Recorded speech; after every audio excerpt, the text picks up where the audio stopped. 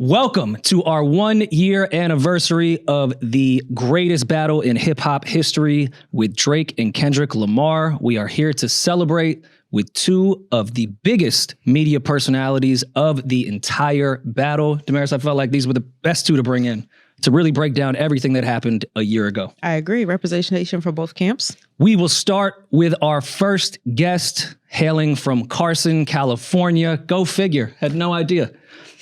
Media personality, legendary DJ, and the Coast Guard, from what I'm told. I have yet to see him swim, but we are joined by our family, DJ Head. West Coast, we in the building. Yay, studio audience. Thank you for having me. I appreciate, being here. I get to sit on the Rory and Maul set. Yeah. This is what an honor. I just talk like this. I'm not being sarcastic. And in the other corner, I do not know his height and weight because I am not built like that, and he would find that offensive if I did. Hailing from the Bronx. Absolutely. Fordham, to be exact. Creston Ave. We have the one and only Maul. I got a question. I'm here every day for the last 12 years. You don't have to clap for me. I got a question. What's up? You said, when he said you from the Bronx, and then you said the street. Mm-hmm. Is that normal? That's some East Coast shit? No, but if you say you're from the Bronx is so big. No, I know that, but that's like saying I'm from Carson, but then I wouldn't say Diamonddale because I don't know. I always find that interesting about New Yorkers because even Wayno does that. Other people do that where it'd be yeah, this is my block, and it's I would never tell a nigga where my block is for safety reasons.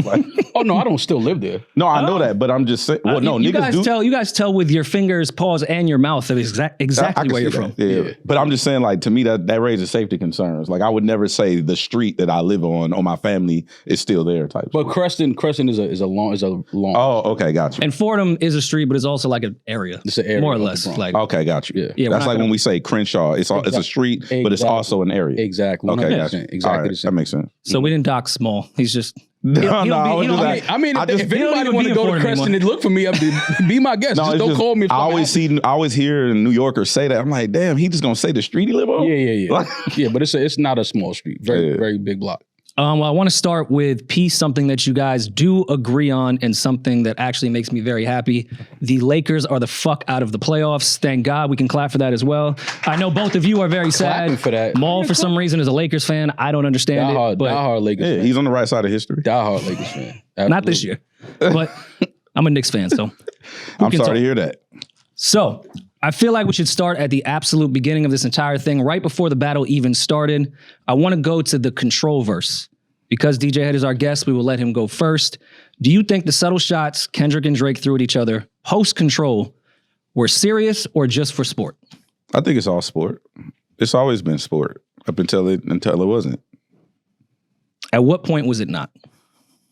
I think once, we'll get there, I'm sure, but once lines get crossed and stuff like that, then I think that it starts to take it outside of the realm of sports. It's no different than you seen Ron Artest or Latrell or Draymond or it's sport until it's not. You know what I'm saying? What line was crossed? When from control? Or any line? That was later on. Okay. That was later on. But from the control, it was just once that was all sport. And it was just get in the booth. Mm-hmm. Okay. I feel you. Then there was a rumor, which I think both you guys have some background on. Kendrick was supposed to be on first-person shooter, or what became first-person shooter. And there was some type of disagreement between Kendrick and Drake. Both of you being insiders, can you tell us what really happened when Drake reached out to Kendrick to get him on what became first-person shooter? Head, we can start with you or Maul, depending on... I don't know what happened. I'm not sure what happened. I do know that obviously he was supposed to be on the record. I don't know if he just decided he didn't want to do it because he had other plans, or if it was just a timing thing and he was taking too long to send the verse back and they moved on without him. I don't know for sure. I've never had that conversation, but whatever it is, I don't think it was nothing that, is a real reason of why this battle may have started because he didn't get on the record. I believe that he had a plan and he was like, this really will go against everything that I'm planning on doing. So Okay, so you believe that he had no intention of getting on that, and that the Like That verse was going to happen regardless of J. Cole and Drake going on tour together, hugging on stage, talking about the big three, sort of, but it's us because you're at home and we're holding hands. Do you think it had anything to do with that? Do I think it has something to do with Drake and J. Cole being on stage on tour together and Kendrick not liking seeing that? And it being a #1 record? I mean, maybe. I think that, the record happened. I don't know if Kendrick thought that them three on a record, I mean, he probably did assume that it would be a #1 record with them three on it, but I don't think that was him seeing them rejoice and have their moment on stage together. He was like, nah, fuck that. Like, I'm dissing these niggas. Like, I don't think that was it. I think he had this premeditated for a while, and just, again, for sport, I think it started as sport, and then I think it turned into something else. I think it started as just, I don't want to be boxed in or grouped in with y'all. I feel like I'm better than both of y'all, which is cool. As an MC and as a rapper, you're entitled to that. But I think it turned into something else after it was just sport. How do you feel the same way? Yeah, it's pretty straightforward. I don't think it's like as complicated as people like to make it out to be. Like they try to make it out to be like this huge folklore type thing. I don't think it's that. It's really just, it's simple. I don't really have insight on if he was supposed to be on the record or not. I haven't discussed that with anyone. But if he was supposed to be on the record, then I mean, I know the speculation. I'm not an idiot. You know what I'm saying? But if he was supposed to be on the record, then I'm pretty sure that he would have delivered on it. But I think it's just sport. Do you think Kendrick had been plotting this Like That verse, or at least this battle, for years? Because that was always the rumor, even from people on his side, that this was something that he had been plotting for quite some time. Then Drake, ironically, said he was going to stop making music for a little while, and then we get the Like That verse. No. What? Pure coincidence. No, it's not coincidence. It's just the verbiage. Like the verbiage you used was plotting. Plotting is a verb, meaning that there was action being taken. I don't think that he was plotting. I think that you're ready. Like, I'm a registered firearm owner in the state of California. I'm not plotting on anyone, but I'm ready for whatever. I think that's yeah. As a rapper and MC, I think every rapper is has that mindset. I'm always ready. Yeah. I think every rapper has bars directed at other rappers, but in this case with Drake, I think that any rapper would want to get into a back and forth with Drake. It helps you out. No? So do you think he was plotting more? Because you said what pretty loud. No. Well, I see what Head is saying, plotting. I don't know if that's the word, but planning, I think is a better word. Preparing is a better word. But why not? I think every artist is. We're talking about one of the biggest artists in the world, and if I have the opportunity to have a moment with him going back and forth, making music and displaying my skill set, why would I not want to do that? Well, do you think because Kendrick, The Weeknd, Metro, Future, and Ross all teamed up around the exact same time, that there was not a plan or a plot to go against Drake all at the exact same time? I think that's one of those, when people get the opportunity to show you how they really felt, they just waiting for the first person to go. And then other people start expressing their true feelings and emotions. I think that's what that was. I think everybody secretly had some, for the last, 15, 16 years, Drake has been on top, dominating music. I think other artists see that, and I don't know if jealousy is the word to use, but I think other artists feel some type of way, and then they hear bars and they're like, man, I think I could go at him. I think I could get him on a verse. All these guys have songs with him. So there's a relationship, but I think it starts, like Head said, I think it's a competitive thing first. I think after a while, it goes into a little bit of a, more personal thing. Like, when a lot of guys, numbers aren't doing as well if they don't have a song with him, or, he sends he doesn't send verses back as fast as he used to, or he's not sending records like he once was. I think that starts to turn into like, damn, he don't fuck with me, or, like, is it an issue? Change of a number or something like that. You know how those things happen, and then it turns into, all right, well, fuck him. Head, would you agree? No. You have the floor? Elaborate, yeah. So I don't think I don't think it's like a grandioso conspiracy. I don't think that people was plotting and waiting, or I don't even think that it was a jealousy thing or even that had anything to do with his music. I think if you're a shitty person to people, regardless of what you do, like I have homies, I have homegirls who they nigga told them that they love them, and then they would do shit to counter that, right? Whether it be through verbally or physically. Mm-hmm. So regardless of what I do for you, and regardless of what I do for you, I can't just be like a shitty person to you on top of that and just be like, all right, everything is good now. Mm-hmm. So I think that there are things like, obviously, we all know like head is cryptic, head don't like to talk about nothing. I just not willing to, everything for me ain't content. So I'm not willing to divulge like, you know, this nigga did this to this person. And then it's just that when your character is not wholesome and you violate the sanctity of certain relationships, yes, certain people are probably going to feel a way towards you, regardless of what stimulus package you've given them in the past. It doesn't matter. So if you violate the relationship, I think that, yeah, people are going to feel a way about you. For sure. I mean, that's a life thing. Away from us talking about some of the biggest artists in the world, I think that's life. I think if you have a relationship with somebody and then, you know, it changes and then the person starts treating you some type of way and then it's obviously emotions and feelings change. Not saying that I think that's what happened here. But again, I do think that some of it is, you know, if Drake doesn't, you know, give me a verse or doesn't do a song with me, like I sent him a record, he didn't send it back, but then he did an album, an entire project with somebody, and I still never got my verse. I think that leaves room for somebody to feel away. I agree, but there's also, so again, there's more things at play here. So like example, Rory put out an album. Mm-hmm. Let's say Rory wanted to, Available now. All DSPs. On Your all album's of the DSPs. your album's out now. Okay, Rory put out an album. Let's say let's say it went platinum. I didn't like that laugh. I didn't like that laugh. The whole time you've been stoic. You ain't saying fucking mad professional, and then all of a sudden we just start laughing. I'm sorry. Go ahead. Oh shit! Please finish. All right, so Rory put out it goes platinum. Maul has an artist, and Maul wants his artist to do a collab album with Rory. Mm-hmm.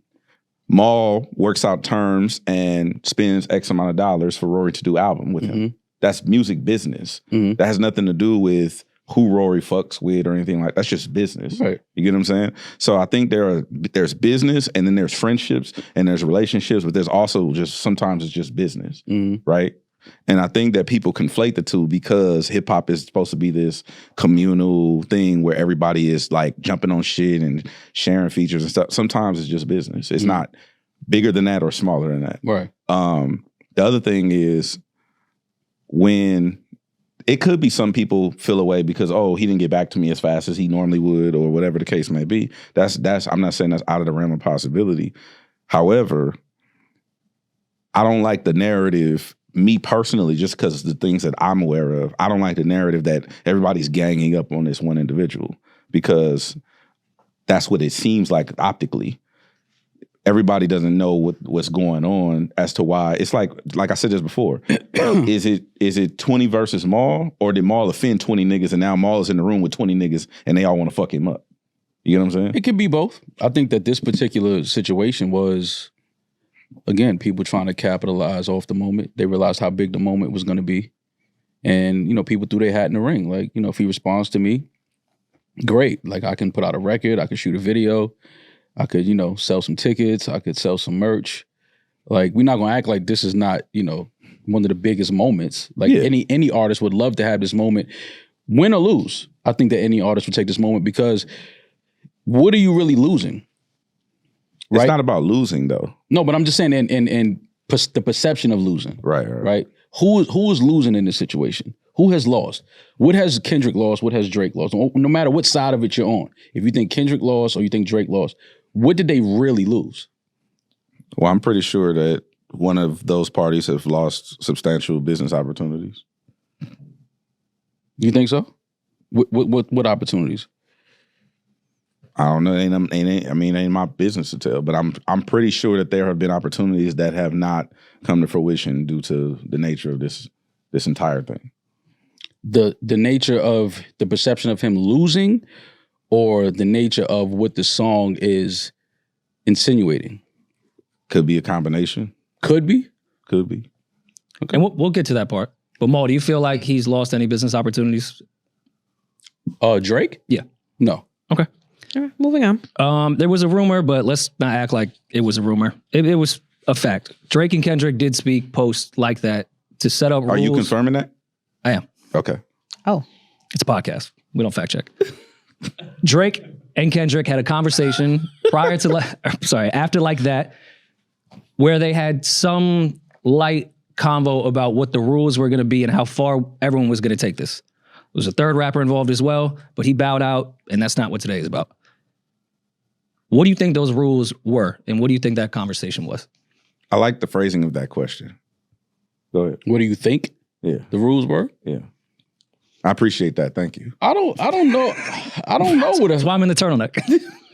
I don't know what I think the rules were. I think it was maybe certain, maybe family type shit should be off the table.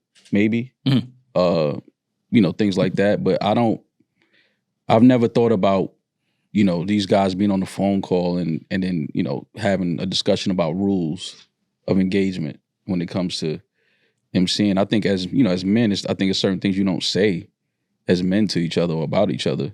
But obviously that line was crossed. So what was the conversation really about? Okay. Hey, what do you think? Say the question again. What do you think their conversation was pre-battle about what the rules may be or how far we're taking this? What do I think the conversation, if the conversation happened, I think that the rules were discussed as far as,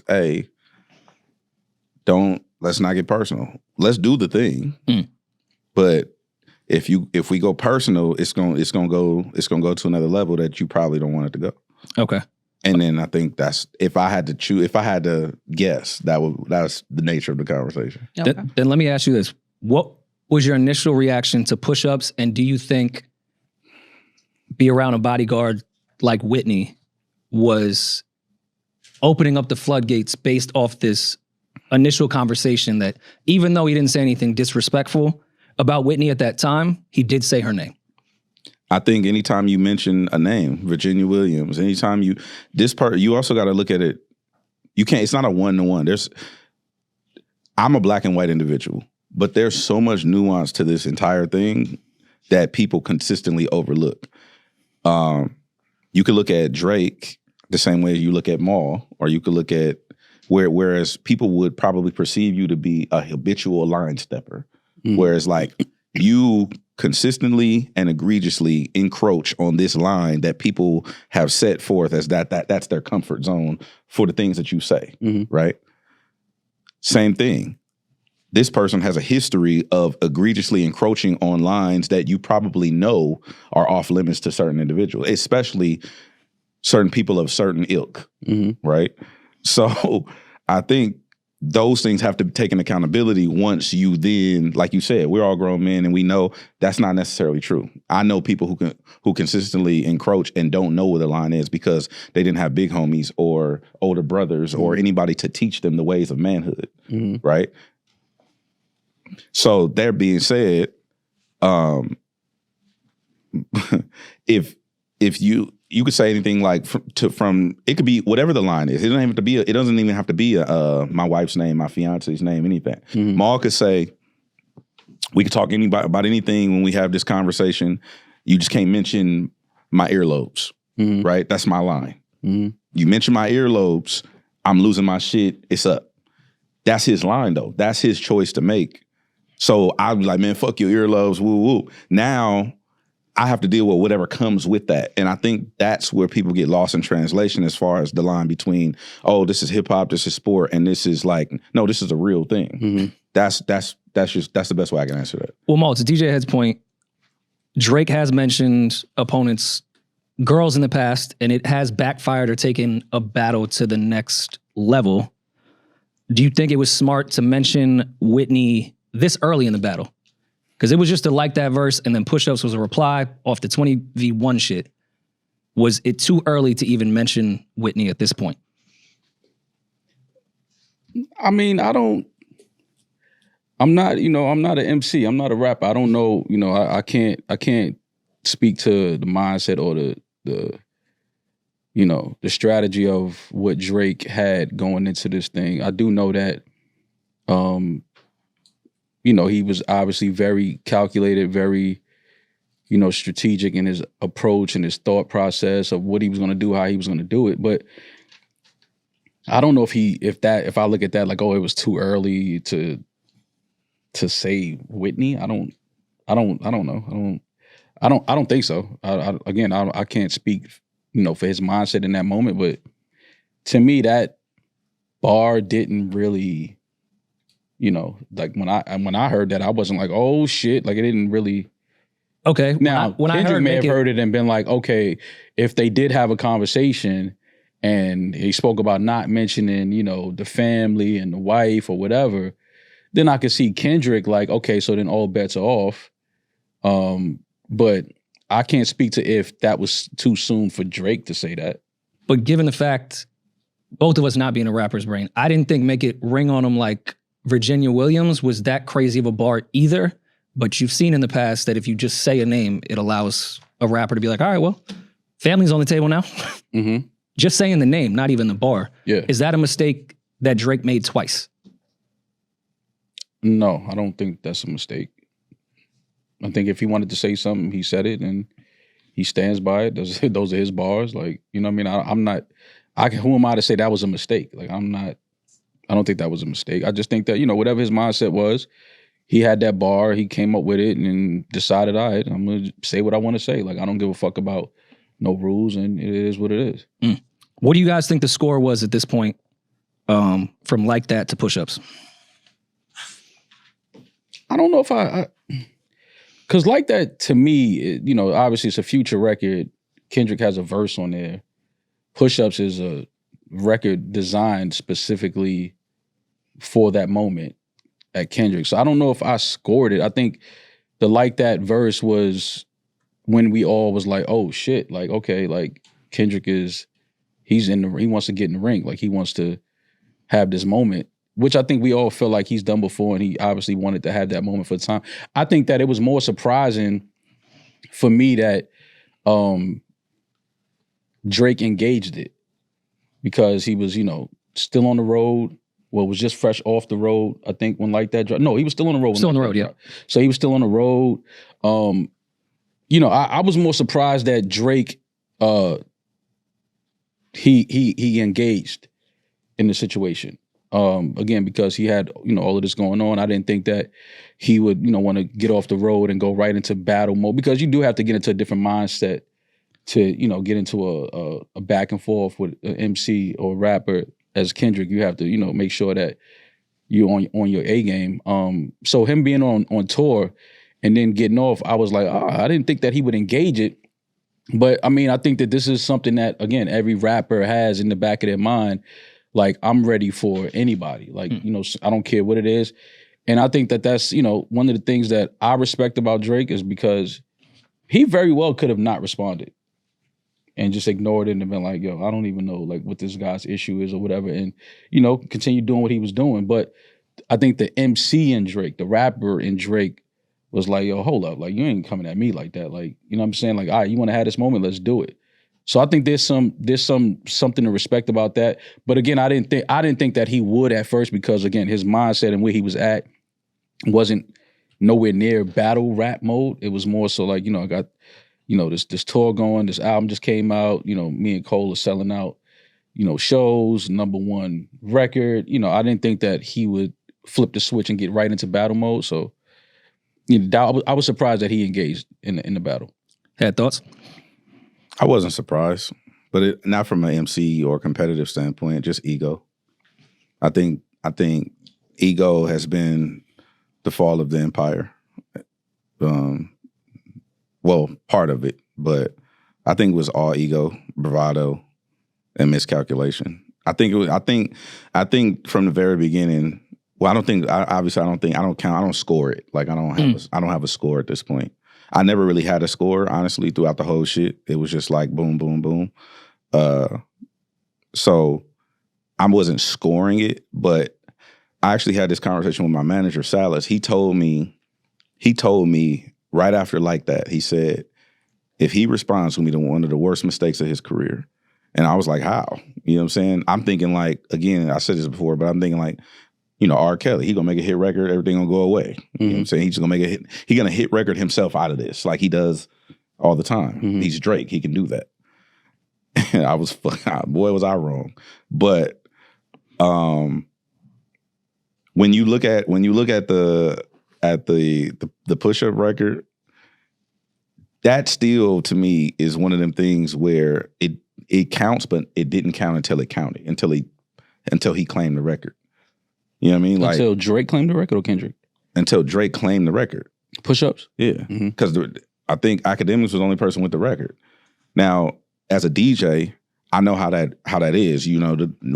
Flex get the record first, or whoever get the record first. I get the whatever. I understand that.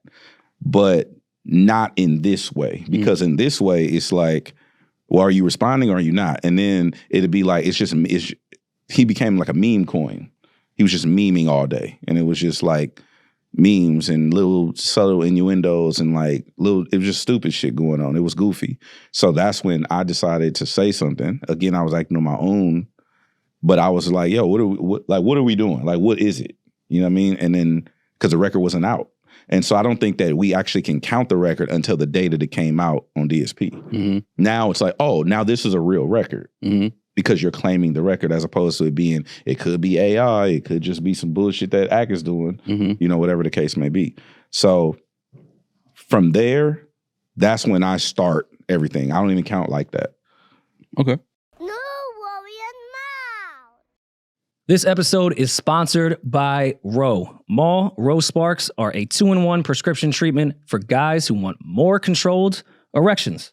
I know that word makes you uncomfortable, but sometimes when it's time, you gotta act. You had no idea it was even coming. Yeah, Rory, sometimes you need that push. Sometimes, you need to get the blood flowing. Yeah. You need to get the juices going. Ro will help you grow. They call me Rory in the streets. That's what everyone calls me. And you can't spell Ro without Rory. That's a fact. Yeah. Every time they see me out, they know what time it is. True, Rory. And Ro stays active in your system for 36 hours. It's important. So sometimes you can go double overtime, triple overtime, depending on how you're feeling. Yeah, and I mean, it doesn't make you hard like right away and you're just walking around stiff. No. It only works when you're starting to feel aroused. So even if you want to plan your date around that entire thing, take it early, let it just get right in that blood. Yeah, find the right window. Yeah, then when it's time, Ro will know. Ro connects guys with a medical provider 100% online, so you don't have to waste time in waiting rooms, because that's always awkward too when you go in and have to tell the doctor what you're really here for. I feel like everybody knows. Yeah, they can see it in your face. Yeah, they can see it. If approved, treatment ships directly to your door very discreetly. If prescribed, new sexual health patients get $15 off their first order of Sparks on a recurring plan. Connect with a provider at ro.co/Rory and Mal to find out if prescription Ro Sparks are right for you. That's ro.co/Rory and Mal for $15 off your first order.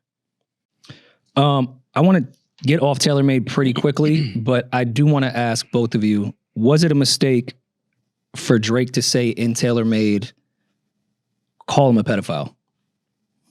No. Why?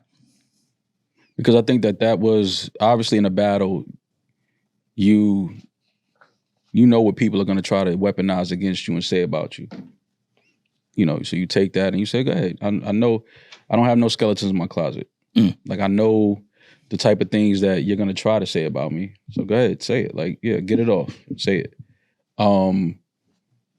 Now, what I think the issue came in, I think what the label did with the record and publishing it and, getting behind it, putting money behind it, I think that's where the problem came in for Drake. I don't think it was the fact that Kendrick said it. I think it was the fact that once Drake realized, like, oh, this is a play. Like, okay. Like, and obviously, we're not in Drake's business, but he's in negotiations currently with the same label. He probably asked for a number that not many artists have ever been in a position to even attempt to ask for. So he understood the deeper thing. Like, okay, this is to try to devalue me at a time where y'all know the business that we're sitting around handling or discussing. Kendrick is the new guy on the block with PG Lang. Y'all are now behind that. Okay, cool. There's no problem there. But I see what's happening now. And I think that's where Drake felt like he didn't lose the battle. The battle lost him. He stepped away from like, oh, this is a play. Y'all are trying to get, you know, some data and some numbers behind this thing. Like, okay, I get it. Like, all right, I'm done. Okay, Ma. Well, and we'll come back to that when we get to Not Like Us. Did you want to respond to that? Do you think that it was a mistake that he did that? I don't think. I mean, I think everything he did with Taylor May was a mistake. How so? I understand the whole like an 8 Mile approach to shit, but that's also a rap nerd's pipe dream. That's not reality. Like you don't go into a fight out like that. To me, that tells me that you've never been outside. Like I don't go to the park to fight somebody and hand them a weapon. You know what I mean? That's just not reality. To me, that's some blog rap nerd shit. You know what I'm saying? Like in the sense of at this point, you've already escalated things. So now you should probably understand that it's not a friendly fade. Again, I've explained this ad nauseum. A friendly is for someone who you're friendly with. A friendly fade, a fair one, we call it. A fair one is for the homie, like we have a rapport and we're gonna go eat after. We're gonna go outside, we're gonna run a fair one, and then we're gonna go eat. That's reserved for the homie. When you're quote unquote, opposition, an enemy, whatever the case may be, where how we came up, there are no fair ones. You get immediately eviscerated, you get packed. We call it maxed out or packed out. There is no such thing as a friendly amongst people who are oppositions. So to me, that, like I said, this screams of somebody who's never been in those environments, because I would not hand somebody a weapon to use against me in the real world, right? The second thing. Well, what if it's not a real weapon? It doesn't matter if it's perceived as one.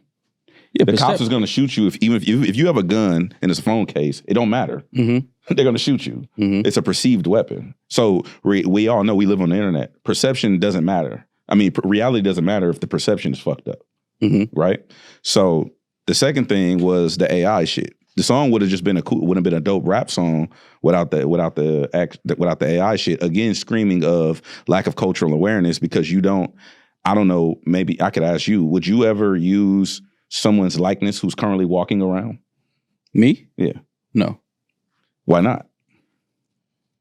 Well, I mean, me, I wouldn't. But in that I'm situation, saying, why not though? In that, because I don't. Not in that situation. Just in general. Why not?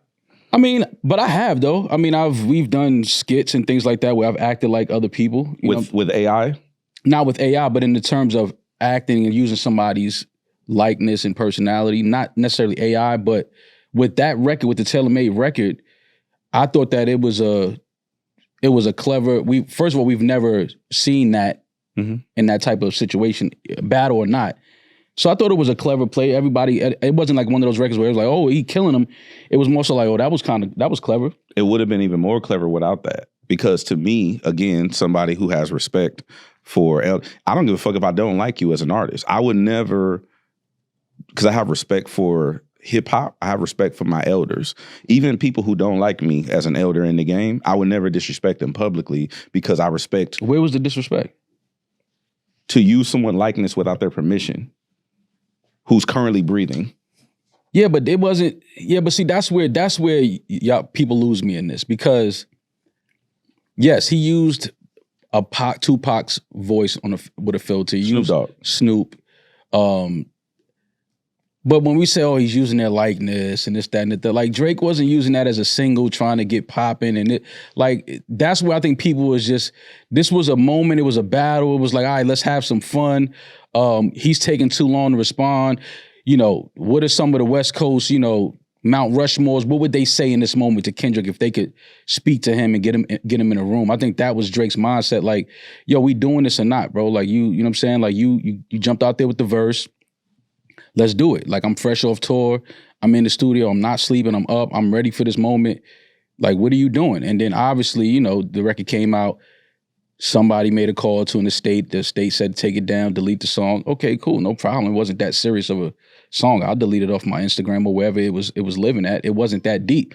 So that's why I feel like when people are like, oh, he used, Pac's likeness or he used Snoop's likeness and this, that, and the third. And it's like, bro, it wasn't that serious though. He wasn't trying to make a living off of this song and publish it and push it out to the mat. Like, you understand what I'm saying? So when people carry it that heavy, I'm like, Bro, this was a battle, bro. This was like a little attack, like, yo, what's up, fam? Like, I'm here, I'm outside, I'm waiting for you. Like, what you gonna do? Like, I agree with you. But to me, even your rebuttal screams to me that you don't understand.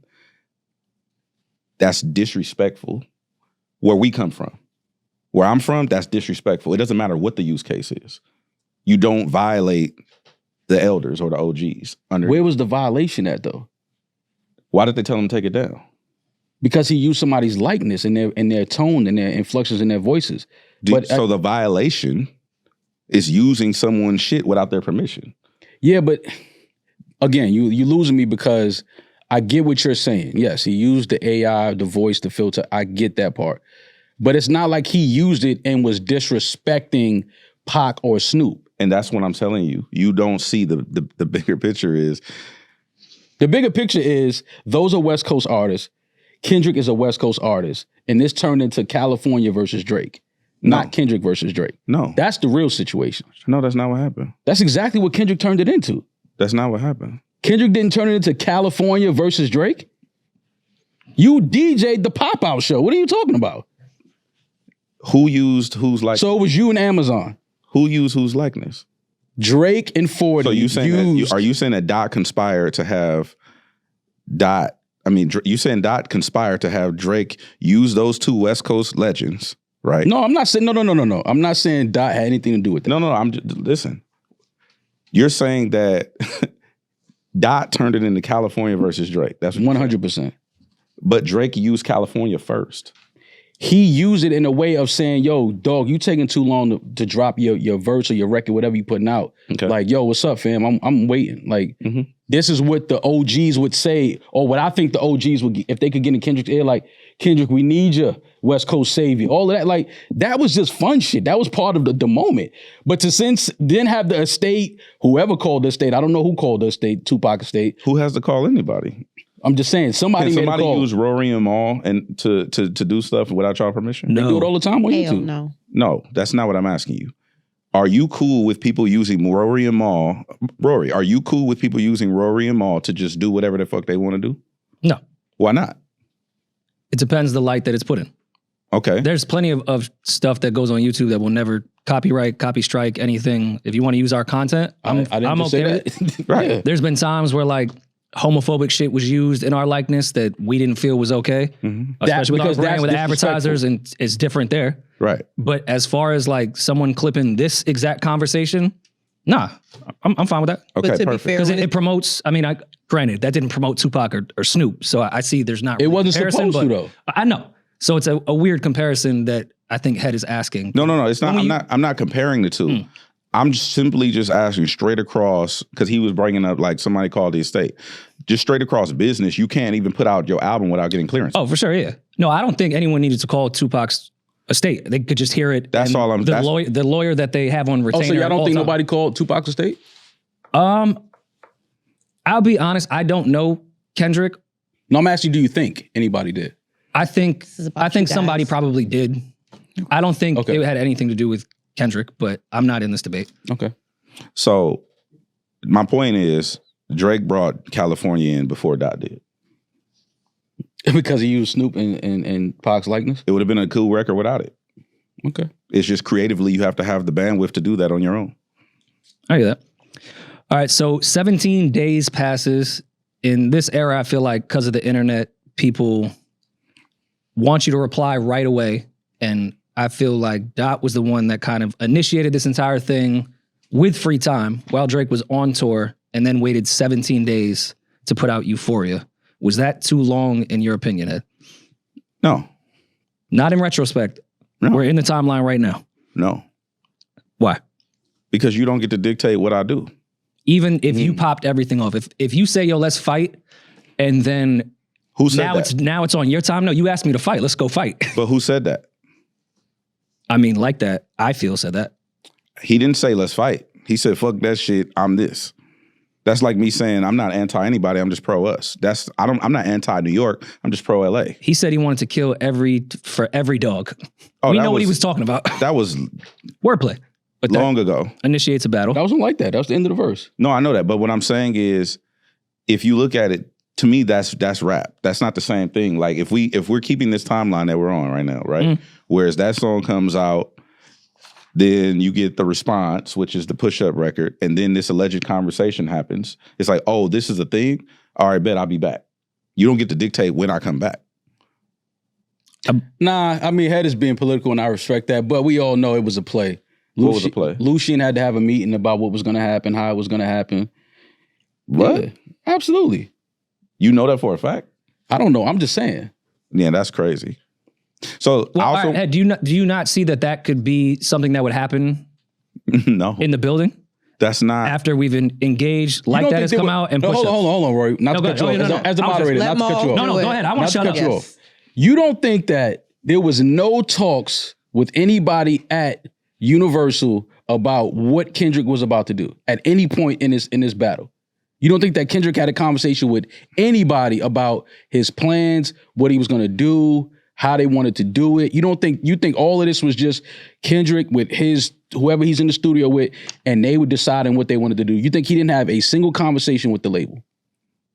Do I think that? I don't think so. You don't think he had one conversation? I don't think so. All right. Okay. Once Euphoria drops, Head, I know you had said earlier you didn't think he was plotting whatsoever, but there was rumors that he had records for 4 years. Again, rumors, I have no idea. Yeah. Euphoria did speak a bit to some stuff on push-ups, but was that a record, in your opinion, that had been halfway done for quite some time?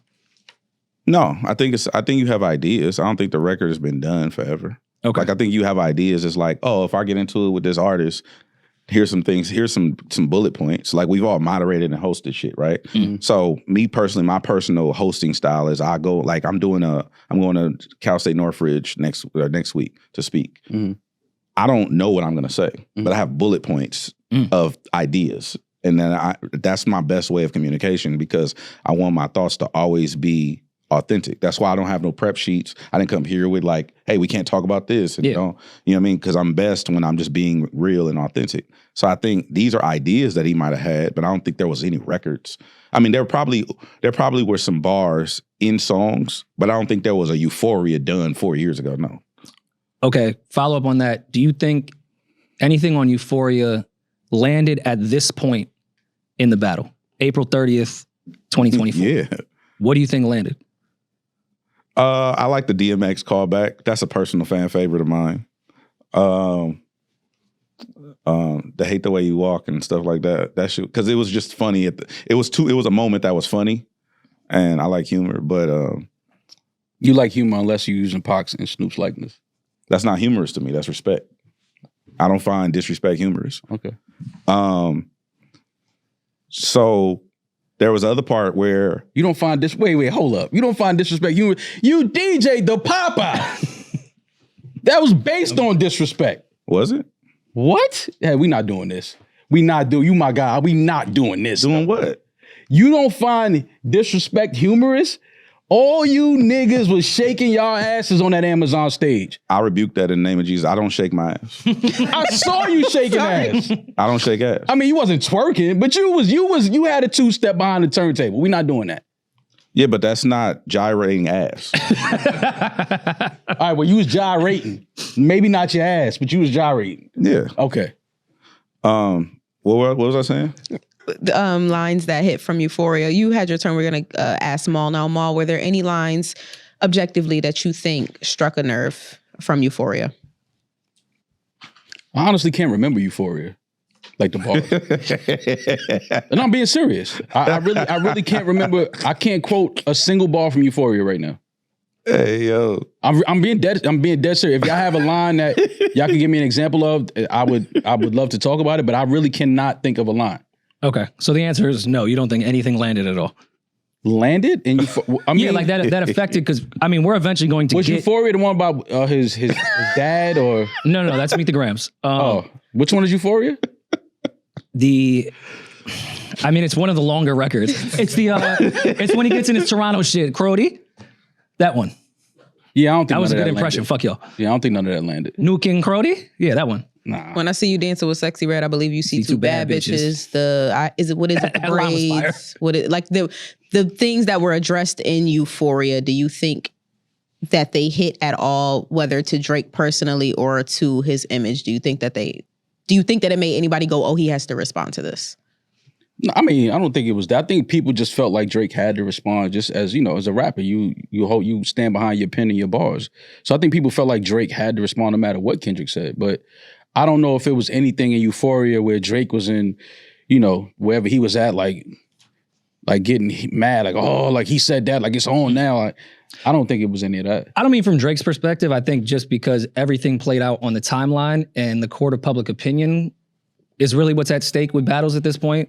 More so, did that affect anything? Because I think a lot of points were brought up with push-ups and Drake talking about Kendrick's contract and stuff that maybe we didn't know before.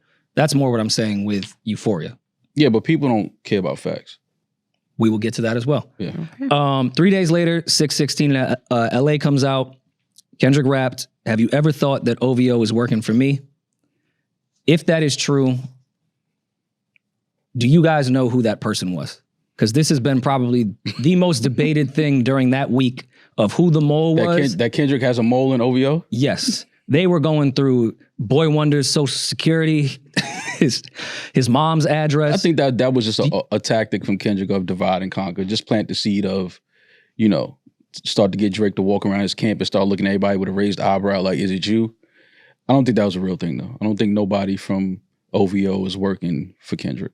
And we'll get to Heart Part 6, but I do want to counter your point. He did say he sent somebody. To get information on Drake?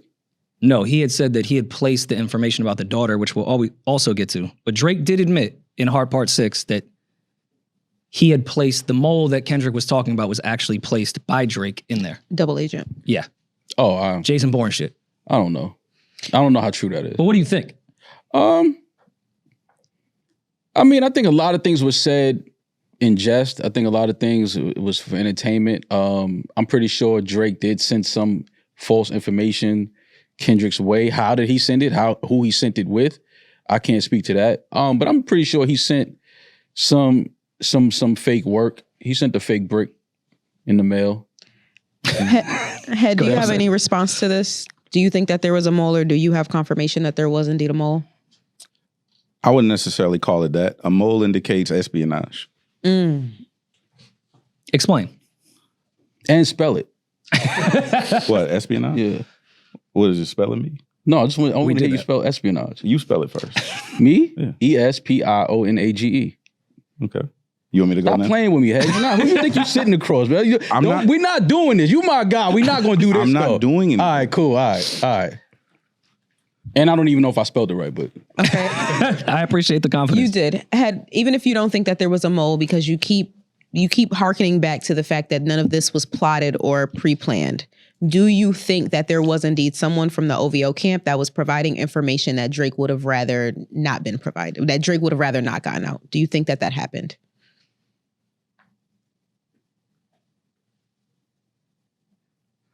I wouldn't necessarily say from the OVO camp. An affiliate, maybe? Perhaps. Just an OV? An O? Maybe. If you remember, if you go back a little bit in the timeline, when the Push-Ups record dropped, I'm the one who announced that it was dropping in 30 minutes. And this was the leaked version or the version that I said it'll be on DSPs in 30 minutes. Okay. And again, the version that leaked or the version that ended up being the official song, mm-hmm. I'm the one who said it'll be on DSPs in 30 minutes. Okay. So that's my answer. Fair. And I'm going to ask a follow-up, which you probably won't answer. Do you think the person that told you that was the person that was working with both sides? No. So there was more than one mole. So it was a yes. Okay. Fucking with you. Moving on. All right. So Family Matters drops the exact same day. Maul, you posted a red button as well as Drake on his story. Maul, do you think the Dave Free bar was the nuke that Drake thought it was? No, I don't think that Drake thought that was a nuke, that bar. He had said on Red Button on the Scary Hours Deluxe for all the dogs that he could hit the red button.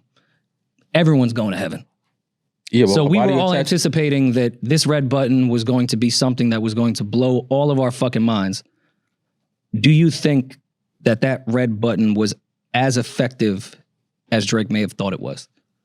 No, I think you were just attaching that red button to anything at this point. But I think that because For All the Dogs came out way before any of this even transpired. I don't think that the Day Free bar was a bar that Drake was like hanging on, like, oh, this gonna be the one that.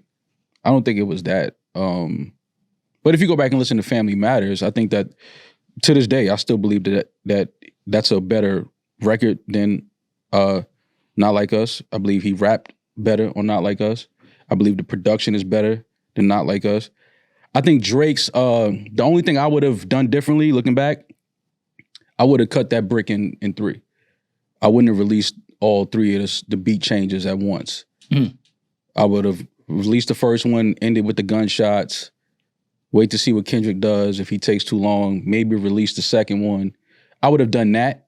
But if we go back now that it's all, said and done is, and just listen to bars, and I've spoken to a lot of rappers and artists that make music at a high level, and without even bringing it up, they say like Drake may have, in the perception of people, may have lost the strategy game, but as far as the better bars and music, Not Like Us is not better than Family Matters. Head, would you agree with that?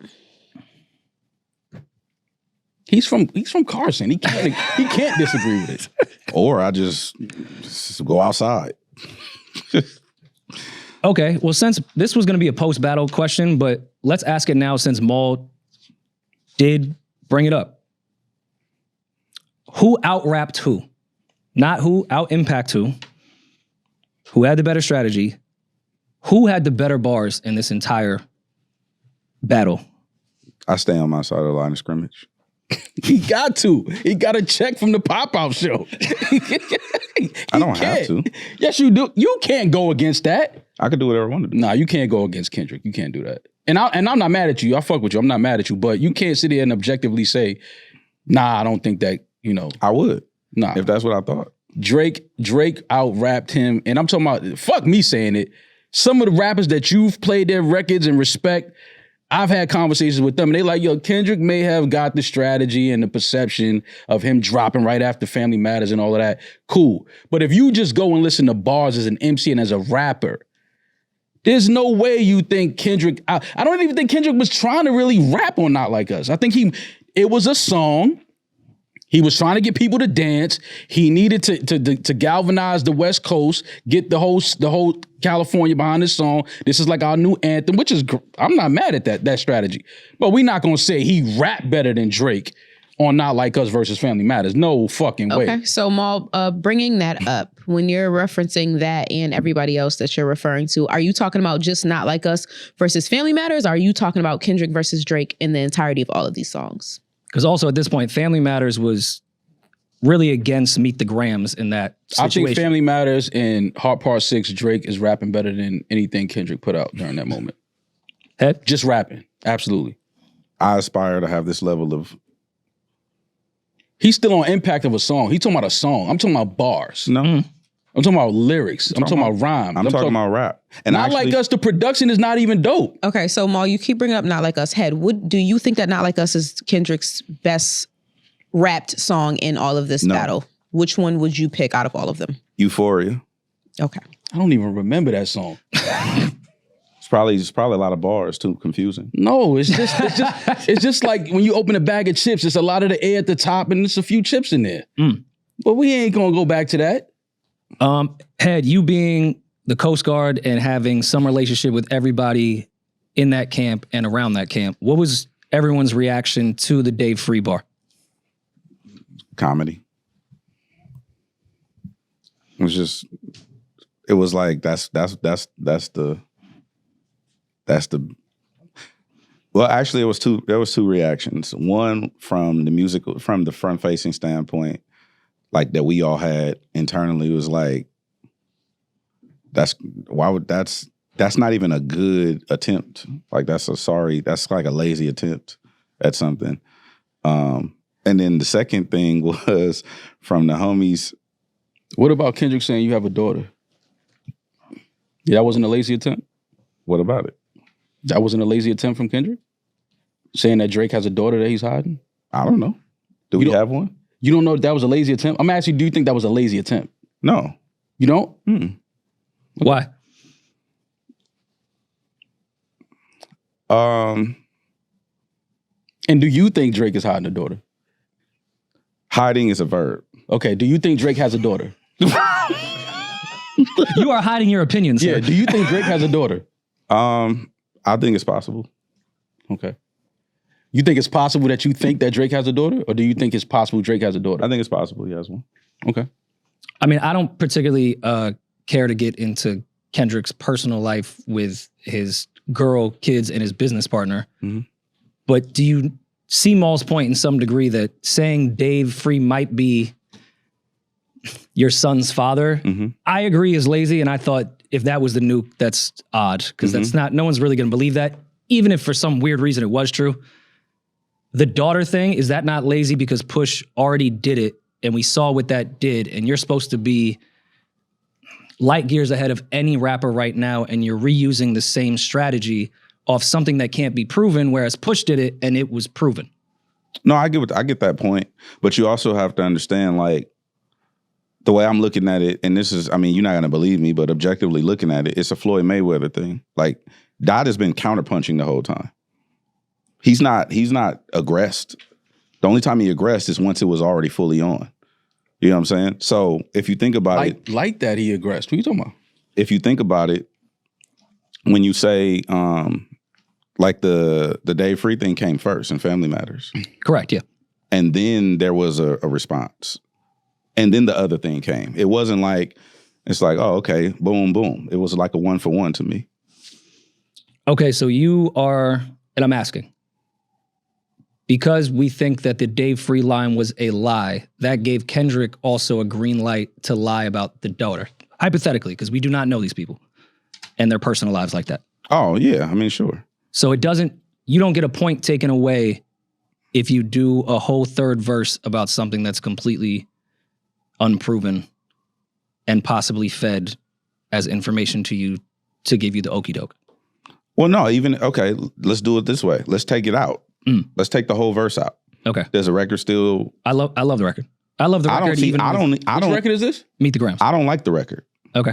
At all, on no level. I've listened to it a total of maybe 5 times. And I told him that. I don't like the record. What don't you like about it? It's too fucking, it's dark. And it makes me uncomfortable. I don't like it. I'm a jovial, like, I'm a nerd and I'm like cerebral, but I'm a jovial individual. I have good positive frequencies. I don't like that shit. I don't like the depth and dark, like, shit. That ain't my bag. So I told him that. That's like my least favorite record out of everything. Maul, do you think Meet the Grams, even based off your opinion of the record, because even Head said he doesn't really like it like that, do you feel like it was effective off Drake's probably best record in this entire beef? No. Why? I mean, people don't even really talk about Meet the Grams. It's not even a song that people, I think like Head said, I think most people kind of forget that record. Like, we get it. He dropped it right after, you know, and the timing of it when he dropped it was like, oh shit. You know, everybody was running back and forth to YouTube. Kendrick just dropped and this, whatever.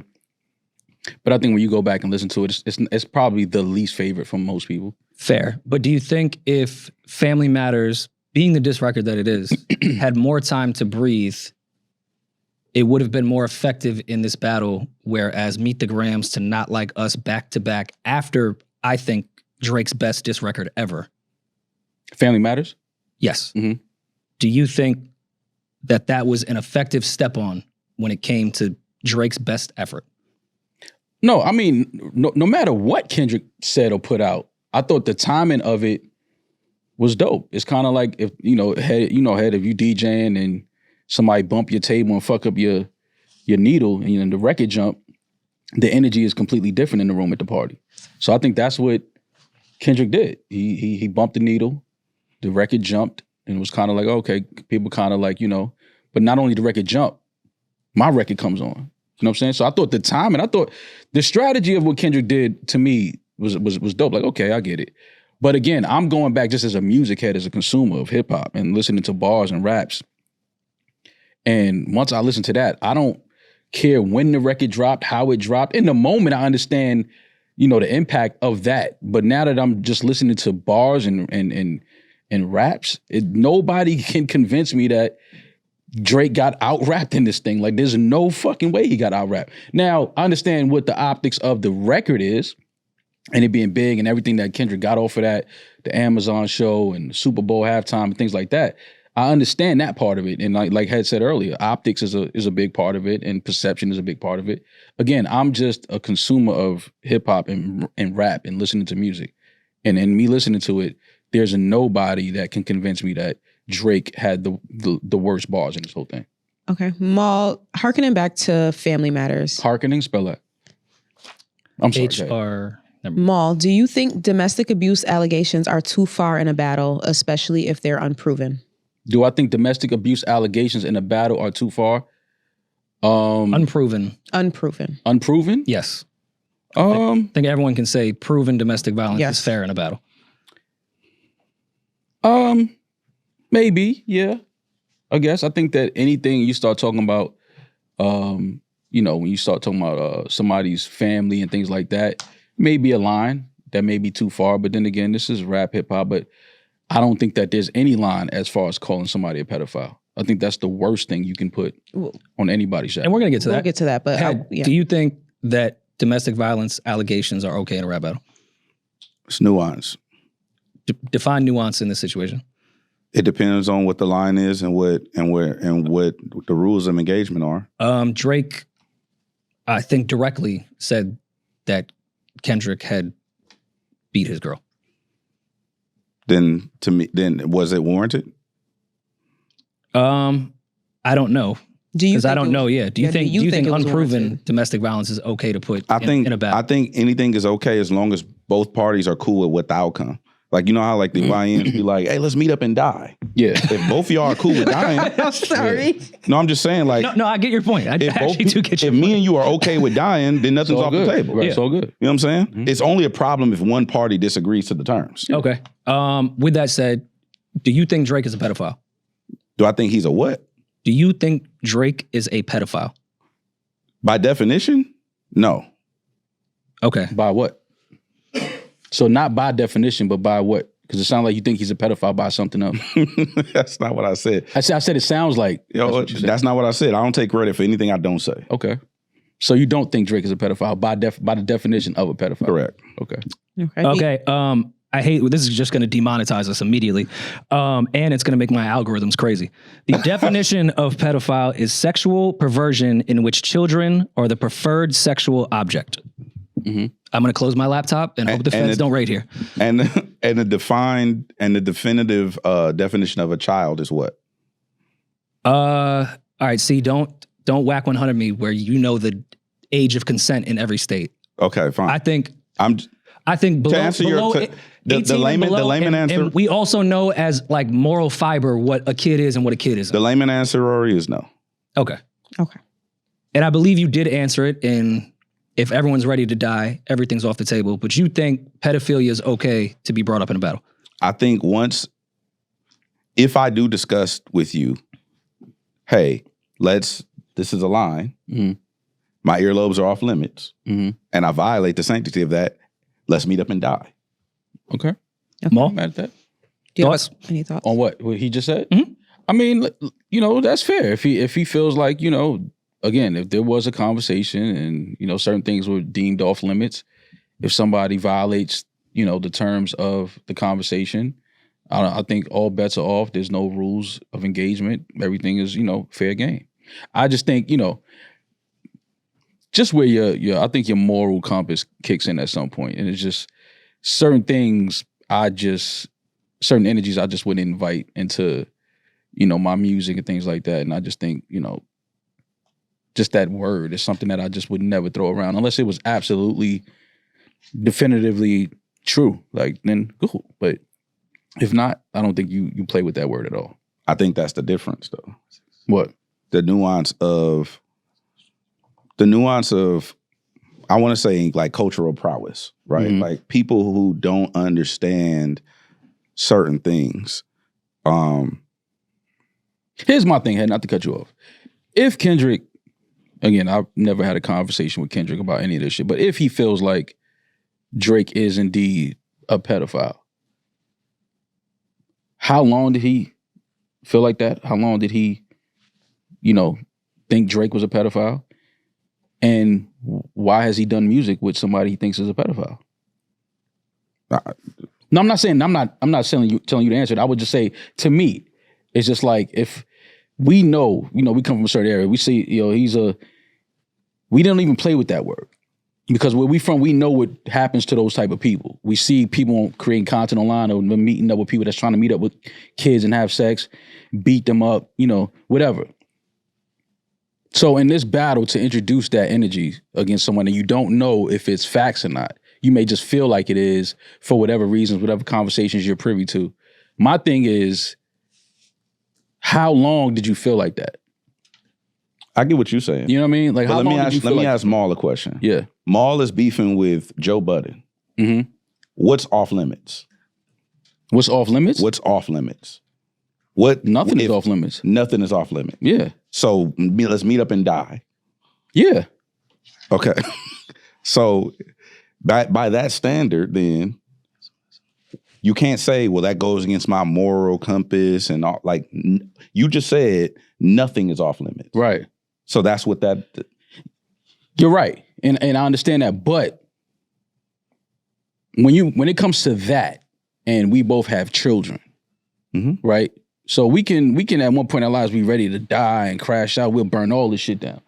But now when we're fathers and we have children, we don't think the same anymore. We don't speak the same anymore. We look at life totally different. We're more, we're different versions of what we used to be. Because, again, you have children and you understand how sacred that is and, how precious children are. So, yeah, we could be in this situation where we ready to go all out. But at some point, you got to be like, nah, I ain't doing that, though. You just brought up kids. Mm-hmm. Who brought the kids up first?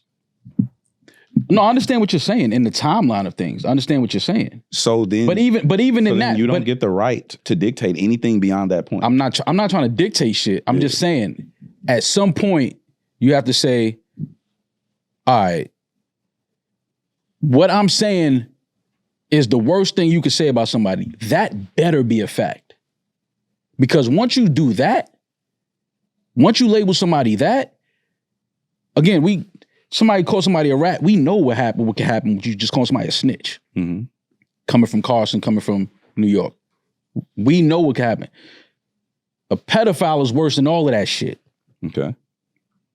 So when you label a man that, I would just think that you would have to be 1,000% correct in what you're saying and have facts on that before you throw it out there. And I do understand there's no rules once you say, oh, my manager might be my kid's father. Cool. Disrespectful. So no, not disrespectful. Again, you're trying to mitigate how one perceives the disrespect. You don't have the privilege of doing that. If somebody, if I tell somebody, if I walk outside right now and I tell somebody SMD, I have to be ready for whatever. I can't be like, oh, I got a kid and you got a kid. Let's think about it. Oh no, Drake was ready for them. Obviously, he's the one that said. So then at that point, there's no more discussion. Let's meet up and die. I get that, but here's the problem is now. The problem is now when this is a record that you are like grandstanding and this is a message that you are displaying to the world. Like, you know what I mean? Like you got your Super Bowl show and you got the Amazon show and now you're doing stadiums and things like that. And this is the record that is like, that's where to me it's like, okay. I just made a better record than you. If that's the line you want to stand on, cool. Listen, it's a battle. We pick sides. Who you think won, who you think lost, great. I'm just saying now that all of that is kind of like over. Well, would you feel the same way if Family Matters became what Not Like Us is? About the line of Dave Free being... He performing at the Super Bowl claiming that my kids ain't mine, his kids ain't his. But I've said that. I was like, yo, he better have some information we don't have because that's crazy to put on somebody. That's not what I asked you. What I asked you is, do you feel the same way if Family Matters becomes what Not Like Us is? Yeah. Okay. Absolutely. All right. No, my moral compass is set to where it's set to. It's certain things to me that I'm just like, all right, like you gonna say that, you got to stand on that. So you being from where you're from and me being from where I'm from, we have a certain level of, I call it texture, which I don't necessarily know how to describe it. You can tell when somebody is not authentically of that texture because they. Of what texture? You come from a certain environment where you operate in a certain space, code of conduct. For instance, and I've spoken this, like, that's why I conduct myself a certain way. I can't get on the internet, on the radio, on television and just crash out. I can't say what I want. That's another gripe I have. We can get to that later, but I can't just say whatever I want because I have people that if certain people call my phone, I have to answer the phone.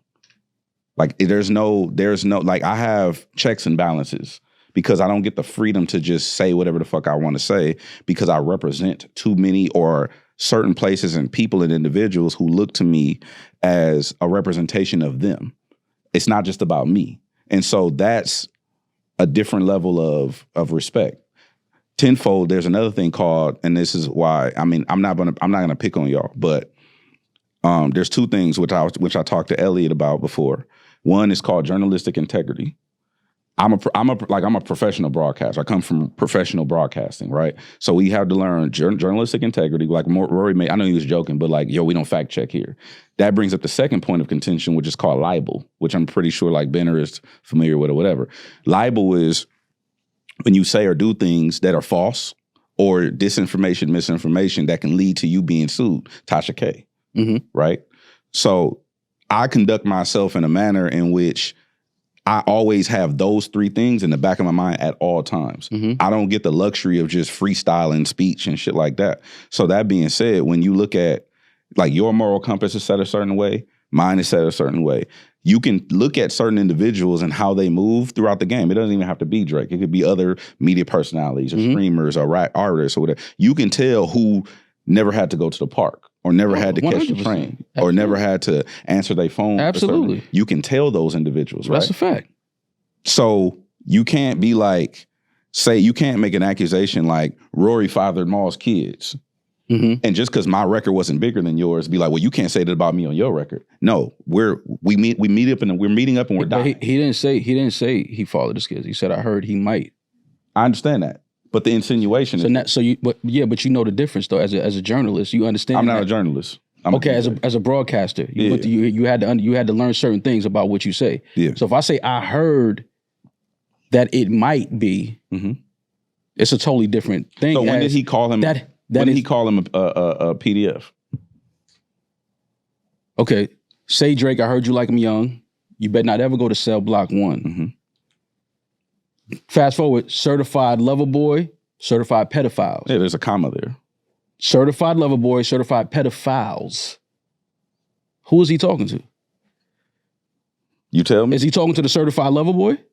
You tell me. Okay, I'm asking you because this is your record. I was in my record. I wasn't there. You play this at every party. Not every party. I did a corporate event. I didn't play that. Why not? Because they wanted like 80s, 90s R&B. Oh, play a lot of bad but if it wasn't, you would have played it. It's in your set. I don't have a set. I read the crowd. I'm not lying to you. I've never prepared a set in 20 years. I crowd read. That's why radio's so hard for me because I can't see people. If you have 5 parties in the week, I'm going to play the record. Out of how many of them parties will you play that record? It depends on the crowd. That's what I'm telling you. I'm reading the crowd. If the energy calls for it, then I'm not one of them DJs who make it about me. It's not what I want to hear. It's whatever the crowd is. Okay. How many times have you played Family Matters? Where? At a party. Probably once. Okay. Maybe. Do you think it's a party record? No, that's my point. Yeah. I don't think Drake was trying to make party records in this moment. Okay, well, we're going to move on to the last song, the last diss in this battle, Drake's Heart Part 6. Maul, you mentioned that the Heart Part 6 would age better than any other song in the battle. A year in, do you still believe it will or that it has? I said that it will age better. Better than any other song in the battle. You said it was one of the best battle disses or rap disses of all time. I still think that's probably...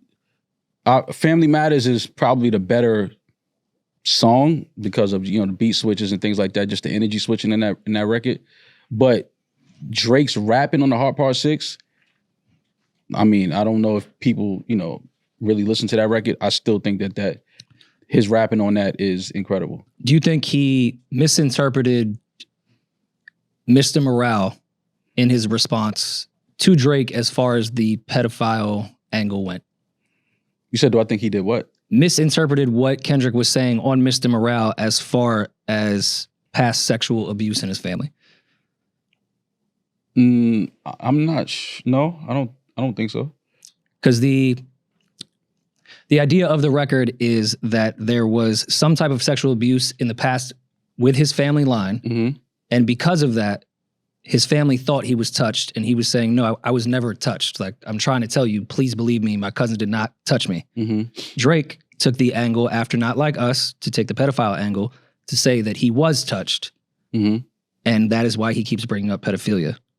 Do you think there's any stat lost in completely misinterpreting what Kendrick was saying? No, I think if you're gonna do that, if we're gonna find comb misinterpretations throughout this whole thing, it's a lot on both. I mean, we sides. have on every record. That's why I want it to be. I don't. objective. Nah, I don't think he misinterpreted. I mean, if he did, if Kendrick comes down and says, "No, that's not what happened," then okay, he did. But I think that Drake heard that record like we all did, and that's what he took from it, and that was the bar he came up with. Do you feel that he waved the white flag at the end of the record? Waved the white flag. Again, I think that he realized what was happening. I think he realized, UMG's positioning in this and what they were trying to do, which is why he still has a case ongoing against them around the business that they did around the record. Not so much, Kendrick, but just what UMG did with that record and that messaging. Well, I mean, Mo, again, I want to be objective here. Heart Part 6 came out 24 hours after Not Like Us, so I don't think we even knew what bots or what UMG was doing at that time. I think UMG even heard Not Like Us at the same time we did. So I hear you on the second part once Drake realized what UMG, because I've been on your side with that entire thing. Uh-huh. At the end of that, I don't think UMG had anything to do with that outro. I think he was saying to Kendrick, No, I'm not talking about waving a white flag, because I think it was more so like he understood that, all right, you want to have this back and forth. You obviously have this record. Okay, cool. You going to put out a record after I put out a record. I'm not going to keep, like, how long is this going to go on? Like, I could put out 5 records. You going to put out 5 records. Like, we going to keep putting out records every week. I think at some point Drake was just like, all right, man, like I'm not, if this is what your plan was to drop right after I drop, then cool, man, you got it. Like, I'm not going to sit here and just drop records every 2 days and just go back and forth for the entire summer. I'm not going to do that. Ed, What's the question? thoughts? The white flag or response to what Maul had to say with the 5 records and constantly going, how long is this battle going to continue on? Battle fatigue is a thing. I watch. I'm a big WWE fan. I watch wrestlers submit all the time. Okay. So you think it was battle fatigue? You think it was a submission? Well, the thing is, I don't want to get hella deep because people they like to call me pretentious, but Demaris. Is that what they say about you? Yeah, they do. Okay. Demaris, let me ask you a question. When you listen to the Heart Part 6, is his energy the same as it is on Family Matters?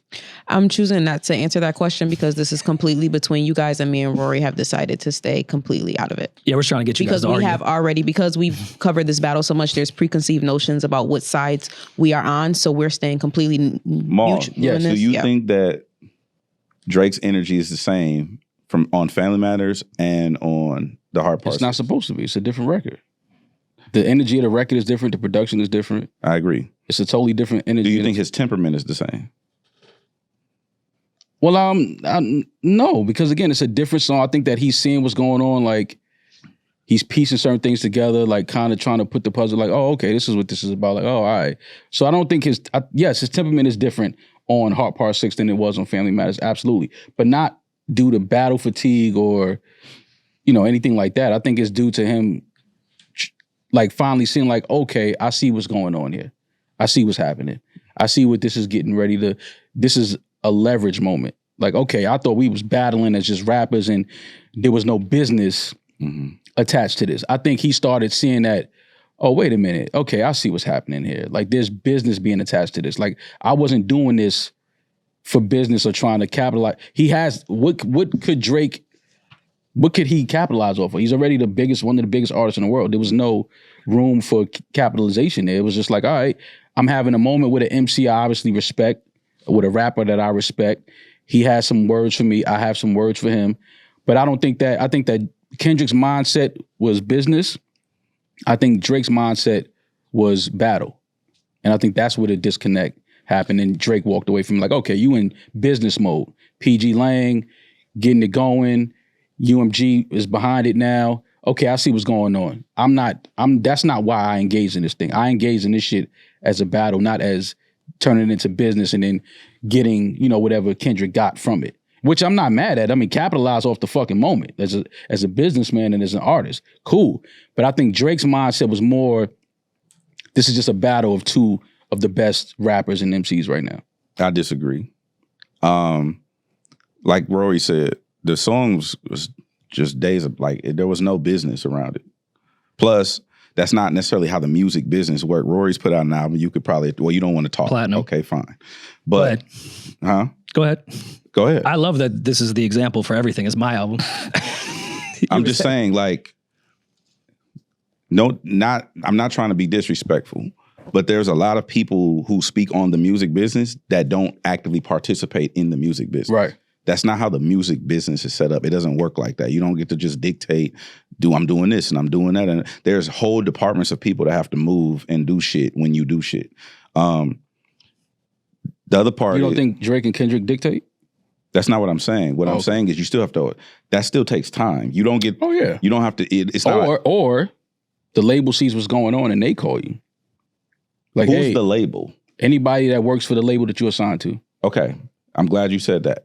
That's not necessarily true. Because what do you mean? If I'm in the radio promotions department, I don't represent the label. I represent the records. It depends on y'all. Some people work for the record label that are at radio. No. We know that. They work for the label, but I'm not a representative of the label to I don't call you. No, not publicly. No, but some people at radio are absolutely on payroll with labels. 1,000,000%. I'm not saying and you know that. I'm not saying that. What I'm saying is if I am in the promotions department, I don't get to call you and be like, yeah, so what are we doing with this record? That's not how it works. No. I'm not saying that. I'm talking this is bigger than promotions department. This is bigger than that. I think that the higher ups saw what was happening with two of the biggest artists of their generations and was like, we need to capitalize off of this 1,000%. And nobody can convince me that did not happen. 1,000,000% that happened. We are going to capitalize off of this moment. So you think there was an entire plot line from maybe not from the beginning, but once it started, it was going. When do you think that the label started to conspire? I think that once the record started dropping, once we got the back and forth, like Drake dropped, Kendrick dropped, Drake dropped a day or two after that. I think that once they saw that, and then they saw what the numbers was doing on whatever was YouTube or whatever, they was like, no, we're absolutely capitalizing off of this moment. There's no way the entire world is looking at this moment and the labels that these gentlemen are attached to in some way is not capitalizing off the moment. They're not going to fumble that bag. No way. Which is why you get the Amazon show. Well, that's why you get the Amazon show? Off the record. 1,000,000%. You think that people wasn't going to tune in and stream the first time Kendrick performed that record? Absolutely. Amazon didn't do that by accident. That wasn't accident. That wasn't just something that they absolutely was like, no, we need to capitalize off of this momentum. 1,000,000%. And and it's a smart business play. I'm not knocking it, but we're not going to sit there and act like it wasn't, a meeting and heads didn't come together and say, we have to capitalize. You're saying that UMG was like, Amazon, let's do this thing. I'm not saying that's how it went. I'm saying when they saw that momentum and they saw how big this is the biggest moment in hip hop in the last, however, maybe since J Nas, maybe even bigger than J Nas. There's no way you're going to sit across me and say somebody at these labels or somewhere else didn't say, we have to capitalize off of this moment. This moment is too big of a moment. We may not ever see a moment in hip hop like this again. And that Amazon or whoever else is not going to have a meeting and say, we need to capitalize off of this moment. Absolutely. And I'm not mad at it, but don't sit there and say, nah, nobody had that talk. At 1,000,000% they had that talk. And they should. It's about making money. Just because you talk louder don't mean you're right. That's not what happened. That's not my intent. That's not what happened. I can tell you, I was there. That's not what happened. Of course you were there. I know you DJ'd the pop, but you're not gonna sit there and tell me Amazon didn't say, yo, we're not gonna capitalize When on you this say moment. Amazon, you're saying Jeff Bezos. Whoever was in charge of putting together that show and streaming it on Prime, that's who I'm talking about. Okay. Bezos probably no, but he has a bunch of people that work under him that it's their job to not fumble that moment. Absolutely. Or I'll run an or scenario by you. Run it. I pitch, you should do a show at SoFi. Why? To perform Mr. Morale and the Big Steppers? Sure, whatever. Okay, cut the shit, bro. To perform. The record. To perform. The record. I'll tell you, I actually pitched an idea for the actual music video. Mm-hmm. Not like us. Correct. Okay. It's like, hey, let's do, you should do it this way. Let's do a concert. Oh, yeah, that's what you think? Yeah, that's what I think. Little did I know there was already something in the works for a show, right? But it wasn't at the SoFi Stadium. Those 3 dates. What would you just say? Little did you know there was already something in the works. And I'm going to provide you with another scenario. Okay. So there's this big grandioso mall conspiracy theory, right? There ain't no conspiracy theory. Well, okay, a flat earther theory that you have. Or it's like, hey, we need to do a show because we had a show already planned that I was supposed to do in Lamert Park for Juneteenth. Respect. Juneteenth is a historical black area in Los Angeles. Lamert Park is a historical. We were already supposed to do a show for Juneteenth. Respect. That show ended up not happening. Mm-hmm. Dot was like, oh, let's say, hypothetically speaking, he's like, well, let's just do our own show. Because that show fell through. Oh, they put together a show. Hypothetically speaking, that's a possibility, right? Mm-hmm. That bypasses a label. That also bypasses Jeff or whoever he has in place. Head, can I just interject for 1 second? I'm not here to add an opinion, just add facts to it. Who was the head of Amazon Music at the time of the pop-up show? Because I understand you're bringing up Jeff Bezos. He's in space, but let's talk about who was actually on he didn't go. Earth. His girl went. Fair, okay. So who was the head of Amazon Music at the time? At the time, it was Tim. Tim, friend of the show. We love Tim Henshaw. That's our guy. Love him to death. Do you know where Timothy? Where is Tim from, and who did Tim grow up with? Tim is from Compton. Mm-hmm. Who did he grow up with? What you mean? I don't know who he grew up with. Okay, fair enough. I'm just adding in some context of what you're saying. No, Jeff Bezos wasn't involved in that. I'm just adding context. I have no dog in this fight. Also, I watched the pop-up, paid for it, loved him. Go ahead. Yeah, but also there's also nuance to that, which is like, again, I don't speak out of turn because again, but there's also street stuff that is probably because I understand that where you're going with that, but there's also stuff that supersedes all of this. And also, Tim was just doing his job in an amazing way. Well, Tim also put together Incredibles, Dreamville Fest, the Drake everything he's done with Tyler Kanye lately. show. Tim is one of the best executives that we need in music right now. Love Tim, but just wanted to add that tidbit into this entire thing. Yeah, for sure. Shout out to my nigga Tim. I think what Rory is saying is Tim was not going to miss a moment to capitalize. As he fucking should, though. Which is my whole point that somebody somewhere said, guys, we have to capitalize off of this moment, which is what they should have done. I'm not mad at the pop-out show, but we're not going to act like, and respect to Lamert Park, because I know Juneteenth, I respect it. Because we streamed there the year before. That's why I said I already know that probably was a thing.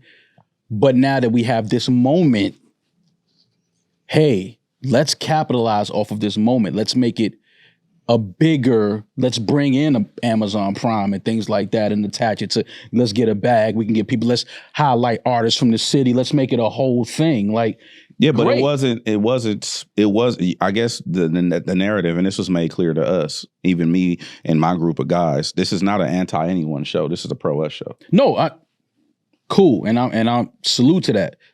I'm not saying it was an anti-Drake thing. But that moment, that record, the battle, all I'm saying is let's not act like it wasn't big business that wanted to attach itself to that. Like, hey, I get it. Culture, battle, two of the biggest of their generation. We can't not capitalize, is all I'm saying. Somebody somewhere sat down and came up with a plan and said, we have to have this moment. We have to stage this moment. We need to stage this moment. Okay, so Maul, just to clarify what you're saying and just put it in black and white. Are you saying that the pop-up does not happen if Not Like Us does not become the hit that it did? If the battle doesn't happen? No, it does not. Okay. Head, what do you think? I disagree. I think it's possible. There's always, because you got to think, it came together extremely fast. You know why it came together extremely fast?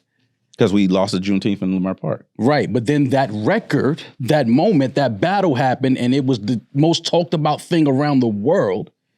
And somebody somewhere said, hey, guys, let's do this. Again, great business move by whoever put it together. Not mad at it. It's not an anti-show. So do you share this sentiment if the idea came from Dot? Of doing the show? Mm-hmm.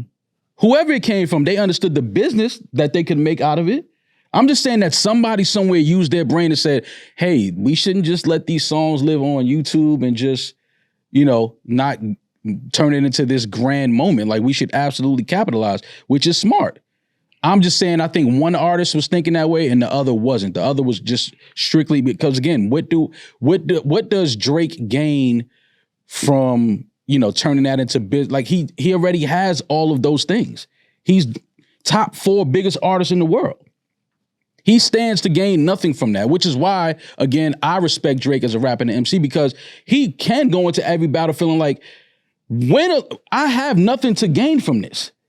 What am I going to gain? The perception in the barbershop? Some people might feel like, yo, he got him. Like, what does he gain from that? He stands more to lose, regardless of who he's standing across, because he's already here for the last however many years he's been on top dominating music. So it's like, okay, but I'm a rapper, and if somebody comes at me, I got to stand on my pen. To me, that's doubt. What do you mean it's doubt? Because if we're here at y'all studio right now, and let's say, I don't know, do you think that Rory can beat up Mike Tyson? Beat him up as in a fight? Yeah, in a fist fight. No. Okay. So if Mike Tyson comes here, he's outside and he wants to fight Rory, and Rory's like, fuck it, I'm gonna go outside. The perception is gonna be, well, shit, at least Rory went outside and took the fade.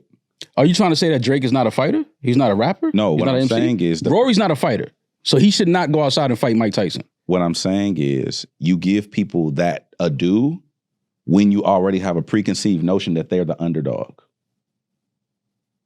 I get what the point you're trying to make, but no. If I'm a rapper and I'm an MC, and this is just rap culture, and another MC comes at me, I would throw shots at me, whatever.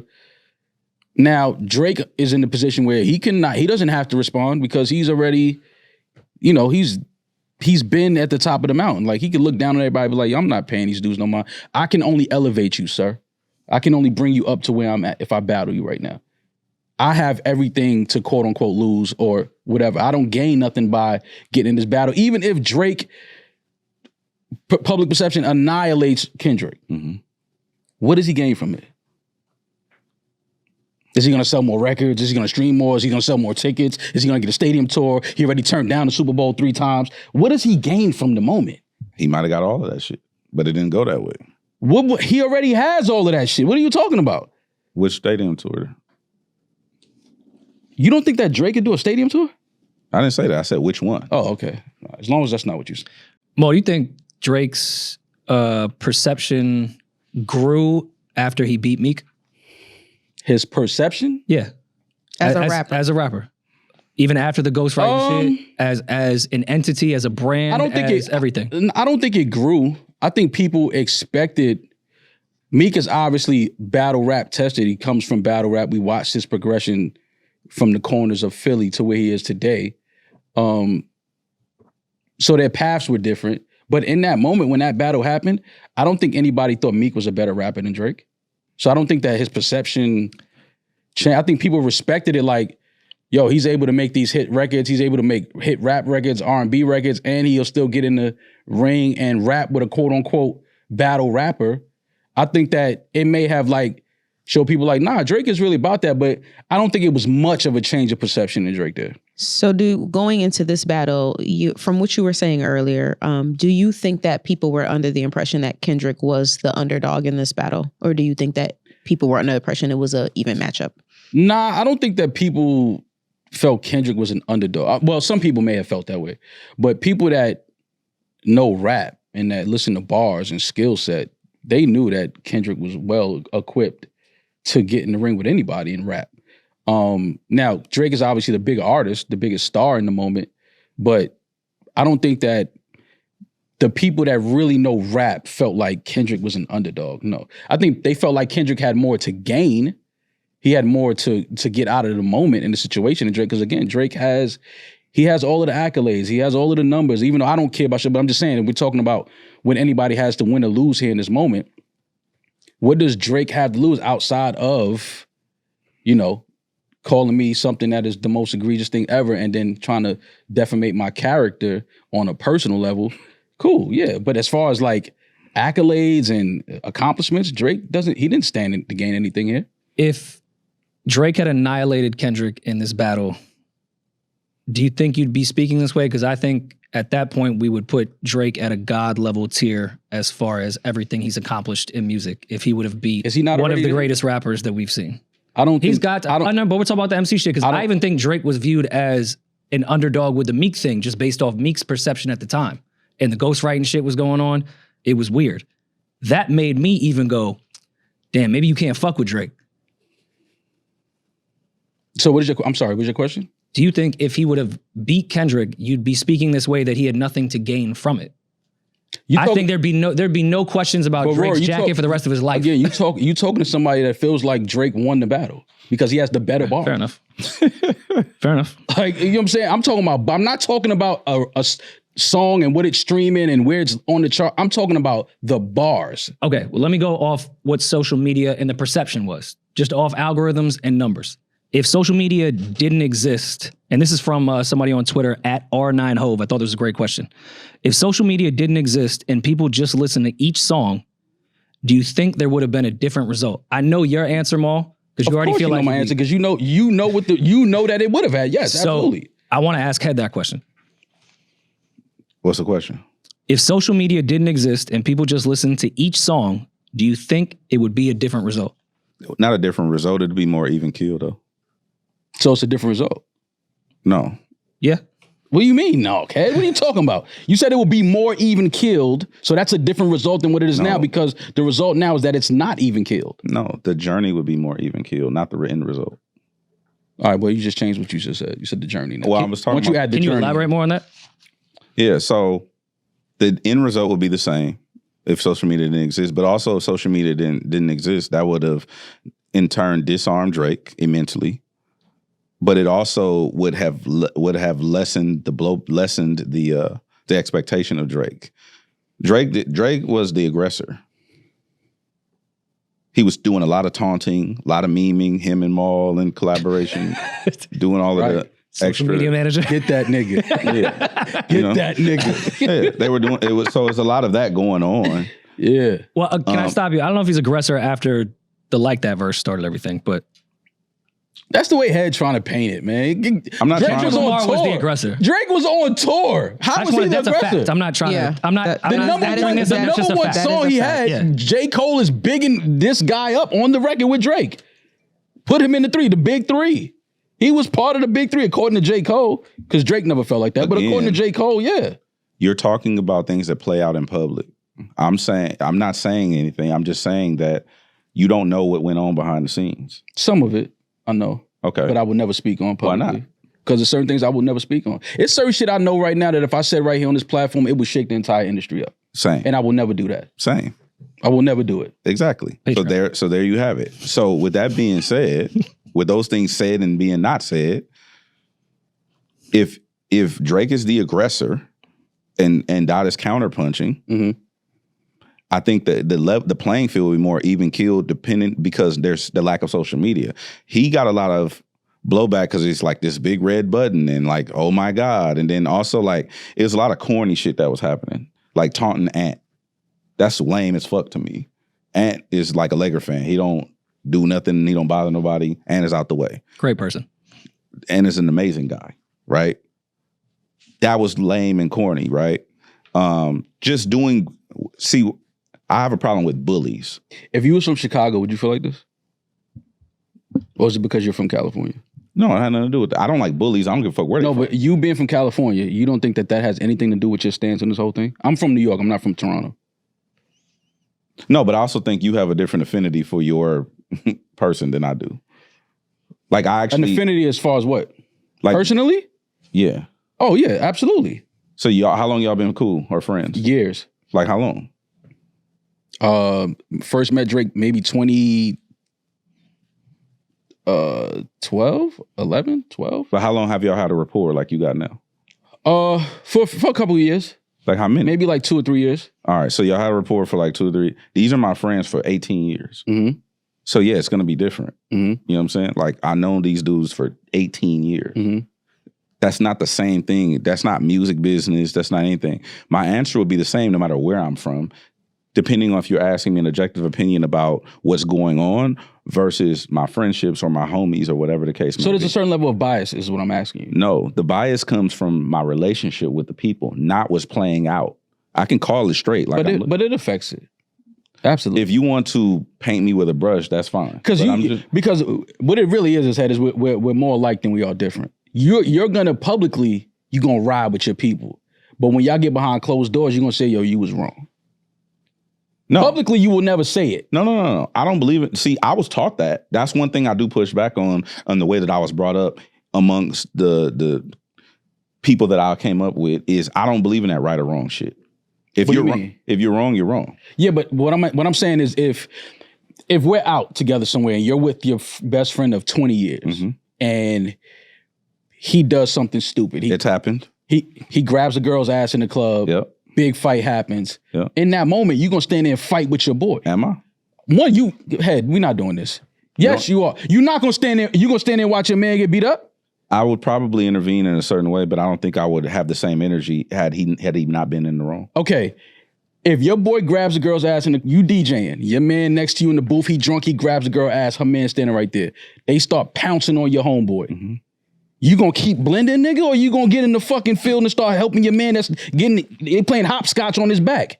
I don't think what I'm saying to you is I would intervene, but it wouldn't be in the same capacity. What do you mean? So in what capacity would you intervene? Would you say on the mic, hey, guys, stop? No. Stopping something and de-escalating is different than acting, than getting in the field. Okay, so if your boy was getting beat up based off the actions he did, are you going to help? This has happened before in my life. Okay, so and I de-escalated. So your boy was getting jumped and you didn't throw a fist at all? I wouldn't say didn't throw a fist, but. Okay, all right, that's all I'm saying. Even if he was wrong, you're going to hold your man down.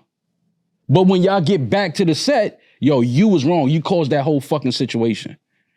It doesn't go. It's not to me, that's a gray. That's not a 1-to-1 to me. It depends on what's going on. I just told you, your boy does something crazy. He caused this situation. Grabbing ass to me is not the same thing as a scenario that I was in. Okay, what's the scenario you was in? Paint it for me. I'm not going to talk about that. Why not? We don't need the names. We just need the situation. That's what I'm not going to talk about that. Okay. Okay. Well, let's move forward. I have a question. You guys we brought up the internet and its effect on this battle. Both of you guys were heavy on the internet and involved in the cultural commentary when it came to this battle. Do you think that the cultural commentary that you both provided had any effect on the public perception of who won this battle? Do you think you guys moved any sticks or stones or moved any tiles any which way when it comes to these two artists? Well, I'll answer first. I don't think anything that I said or did moved anything. I think that people obviously look to my platform for any type of little tidbits that they could get. But as far as the result or people's feelings on the record, I think once you get the record, no matter what anybody says, I think people have their own, like, I like this record, or, some people don't, but most people have that, I like this record, I'm fucking with this record, or not. No matter what an influencer or podcaster says, I don't think that's going to affect how somebody feels about a song that they're listening to in their personal time, in their personal space. But obviously people look to platforms to kind of get inside information and little behind the scenes things that they can get. Again, there's certain things that I know that I would never say publicly. I would never speak publicly because there's a reason these conversations were private.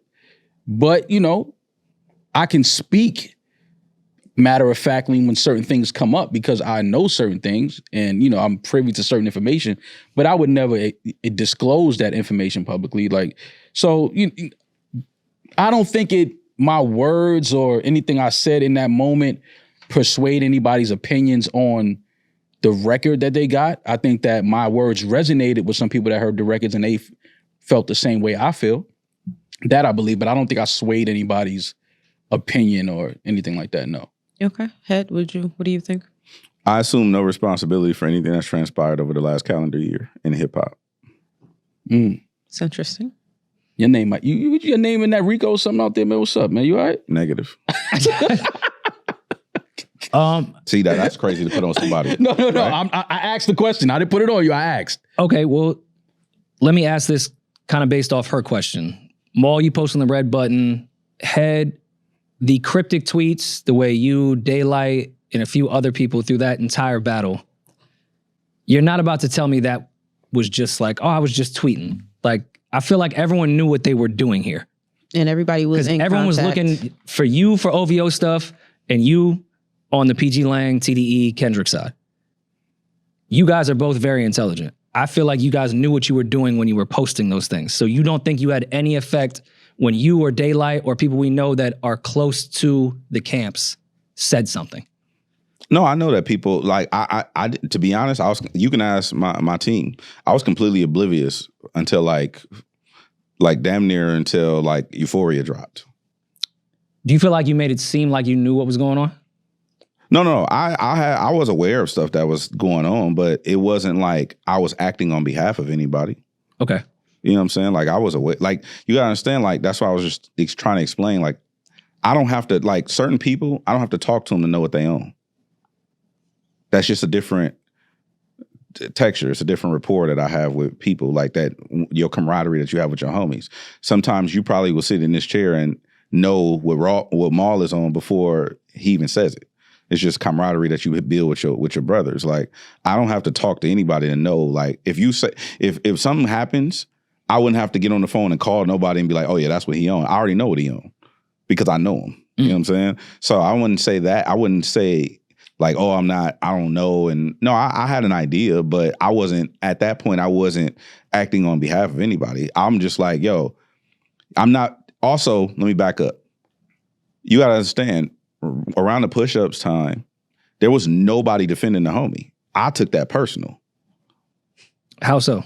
Wait, and what you mean nobody was defending him? That's what I'm curious. What no one was Other defending. rappers? No. People who I thought would be boisterous and have You talking about like people with platforms, people podcasters? with platform, not even podcasters. Anyone with a platform who are with us, who came up with us, who are homies and friends and break bread with us, no one was saying anything. So I'm like, well, you know, I'll say something. Like I know, like, you know, this is what nobody was defending the homie. And I didn't like that. But when you say defending him against what though? The meme coin that is Drake. So you didn't feel like anybody was defending Kendrick against memes that Drake was putting out? Nobody was proactively saying anything about nothing. Everybody was just waiting to see. Like, nah, bro, like. But see, that's why I feel like this turned into a West Coast versus Drake thing. No. That's exactly what you're saying. Nobody's defending Kendrick for Drake posting a meme. Like, what would somebody say? Like, oh, Drake, you corny for that. Well, as you know, there are conversations that happen all the time, but no one's emboldened enough to have an opinion of like publicly. Is what I'm saying. I get that, but I mean, like don't hide your support for me. Yeah, but I think people was waiting for the music to show their support, not show support against holding Kendrick down against a meme.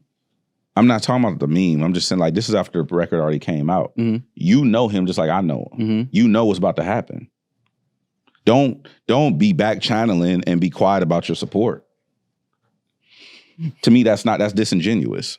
You know what I mean? But do you think that also happened to Drake once the public perception went towards Kendrick? So I think we're just talking about like wishy-washy people in general, that they're just going to go to whatever side is happening at the moment. Agreed. Which is why I operated the way I operated. I I'm not a wishy-washy type motherfucker. I hear that. You didn't think it was crazy at the pop out to see certain people on that stage that Drake has helped along their journey and that has publicly supported Drake stand on that stage and celebrate a song calling him a pedophile? No. You didn't think it was nothing crazy about that? Mm-mm. You ain't looking at nobody like, yo, but ain't that your man? Nope. All right. Would you do that? Do what? If somebody had been your friend for, I don't know, 20 years, had met your kids, been in your house, and then someone else called them a pedophile that you don't even really have a relationship with like that, would you be dancing at a show? It depends on the violation that person put me in that position. Okay. Fair. We'll do that. So, I mean, I don't know the relationship between LeBron and Drake for real. I don't know if he ever violated him, but we're just speaking in hypotheticals now of all the people that we saw there. Yeah. More or less. Hypothetically speaking, if you violate me. Okay. So we're just going to assume that a crazy violation happened between me and my son walking out with you at your LA show to then like a few weeks later, now I'm dancing with a mask on. Oh, you're talking about COVID like the isn't athletes happening. and shit. Yeah, and I'm not talking about any specific people that I felt like. I thought he was talking. He said. I thought he said on stage. LeBron wasn't on stage. I meant just in general at the pop out show. He wanted to be. He wanted to be. He was looking at Russell like, yo. Yeah, Savannah was like, nigga, you ain't doing that. Like, no. So to my point, not everybody's as invested as I am. Fair. You know what I'm saying? Like Maul said, like he met them in 2012 and they got cool over the last few years. These are my people for 18 years. That's not the same thing, right? Let's start there. Second thing is you gotta look at LeBron. Remember at the top of the show, I said sometimes business is just business.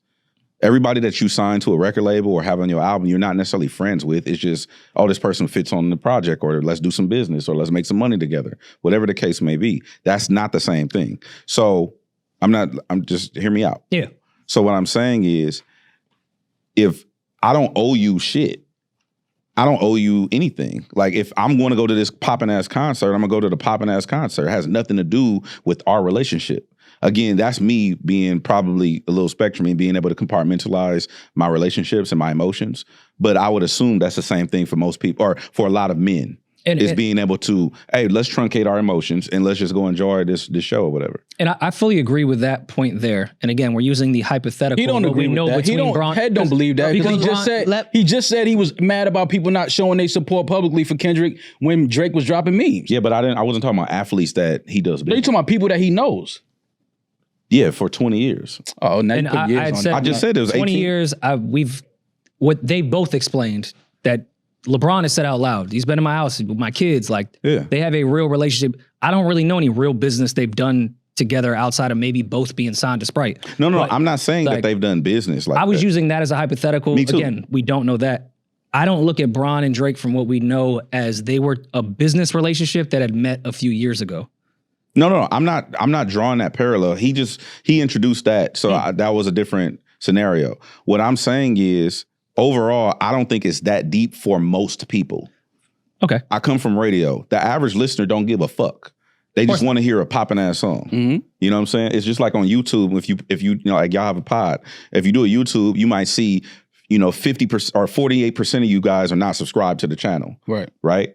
It's just passive consumption.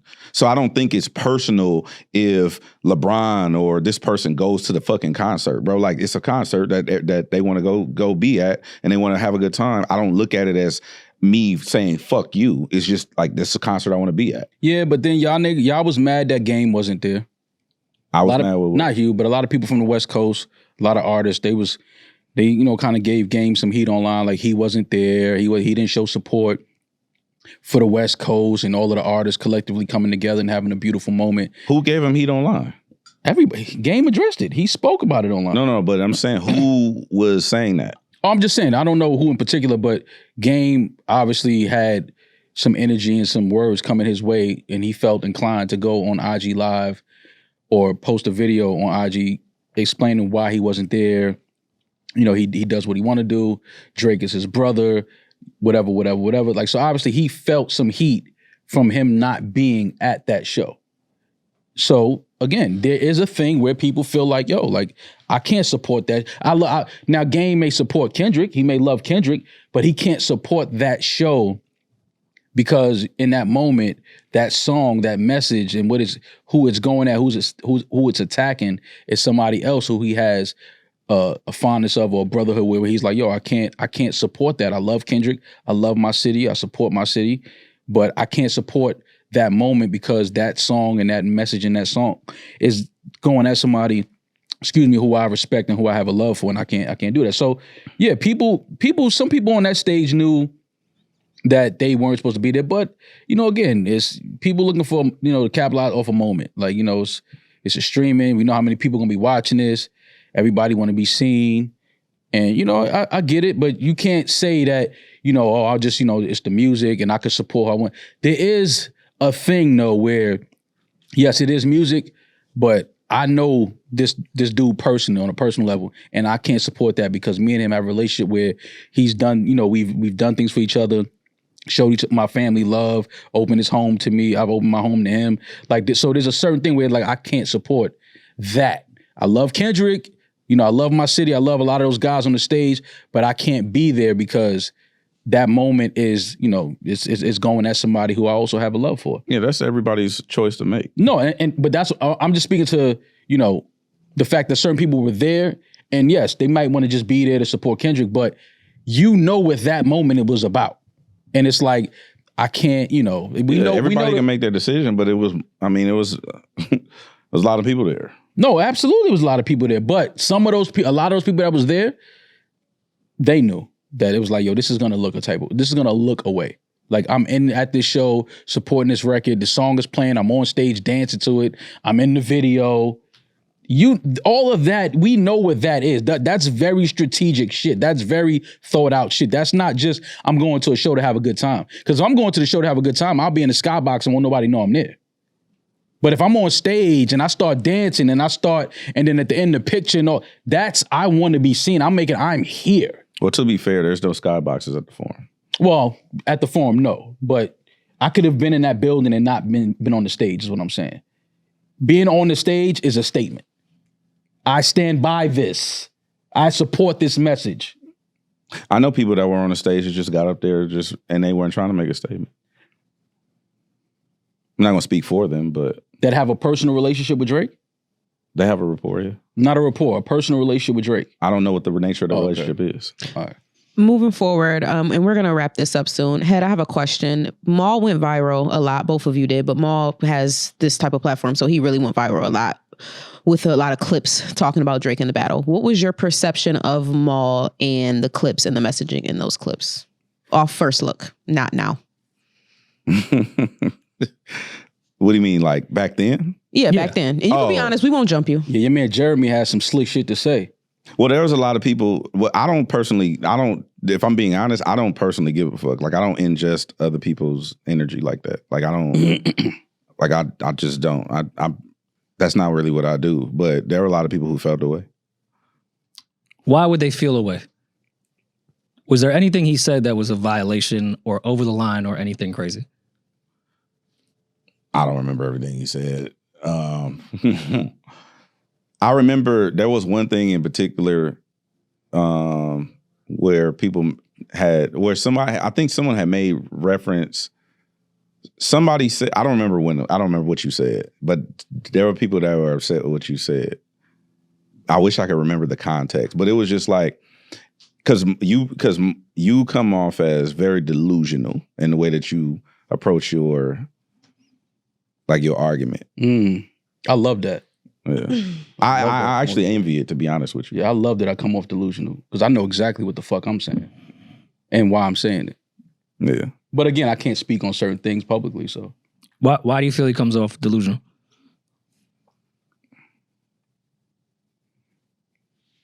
And were all of these people from Cali that felt like that?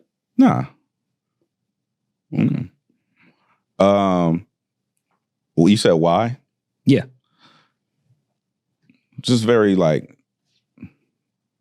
some of the stuff is very far-fetched and Narnia-ish. What's far-fetched that I said? Hey? Yeah, such as. So because you're saying you don't remember what he's saying. No, I don't remember what he said. Like, for instance, like the thing you said today, like nobody can convince you otherwise. About what? About your stance on who had the better bars? Who won or whatever, right? Yeah. Okay.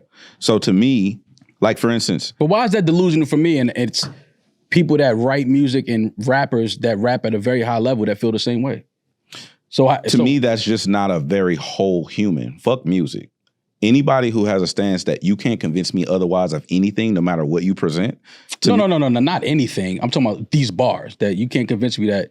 So what I'm saying is, as opposed to having that approach, the approach will probably be, present it to me and I'll make an assessment. You shutting down the presentation of any assessment, to me, that's more of a personal thing than it is a rap thing. Me shutting down. Like you saying, nobody can convince me otherwise, no matter what. That you're shutting down any and all energy. That Drake didn't have the better bars? Correct. Yeah, because I listen to the music. That's true. And I trust my ear and my brain. I feel you. But that's just not where I am. So that's just what I said. So do you feel that if somebody doesn't have the same opinion as you, they're delusional? No.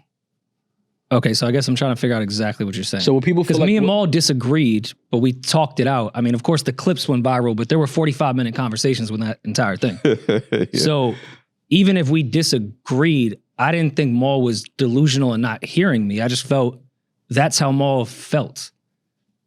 And music, to me, I don't think you can be delusional because music is like food. It's only delusional because it wasn't resonating with what other people felt in the battle. That's what's delusion. Because if I was saying, yo, Kendrick is smashing them, but everybody be like, yo, that nigga Maul know what he's talking about. And other people is other people. Social media, we can't. I'm more, I guess, asking Head what you mean by that. Like, I don't know if he didn't receive information. I just think that's how he felt the same way this way you felt.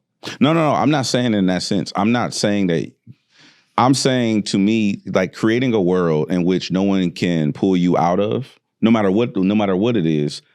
I don't occupy that space. Like, I'm willing to, like, I've had conversations with, like, skinheads, like Aryan Brotherhood, neo-Nazi motherfuckers, dudes with, like, swastika on their necks.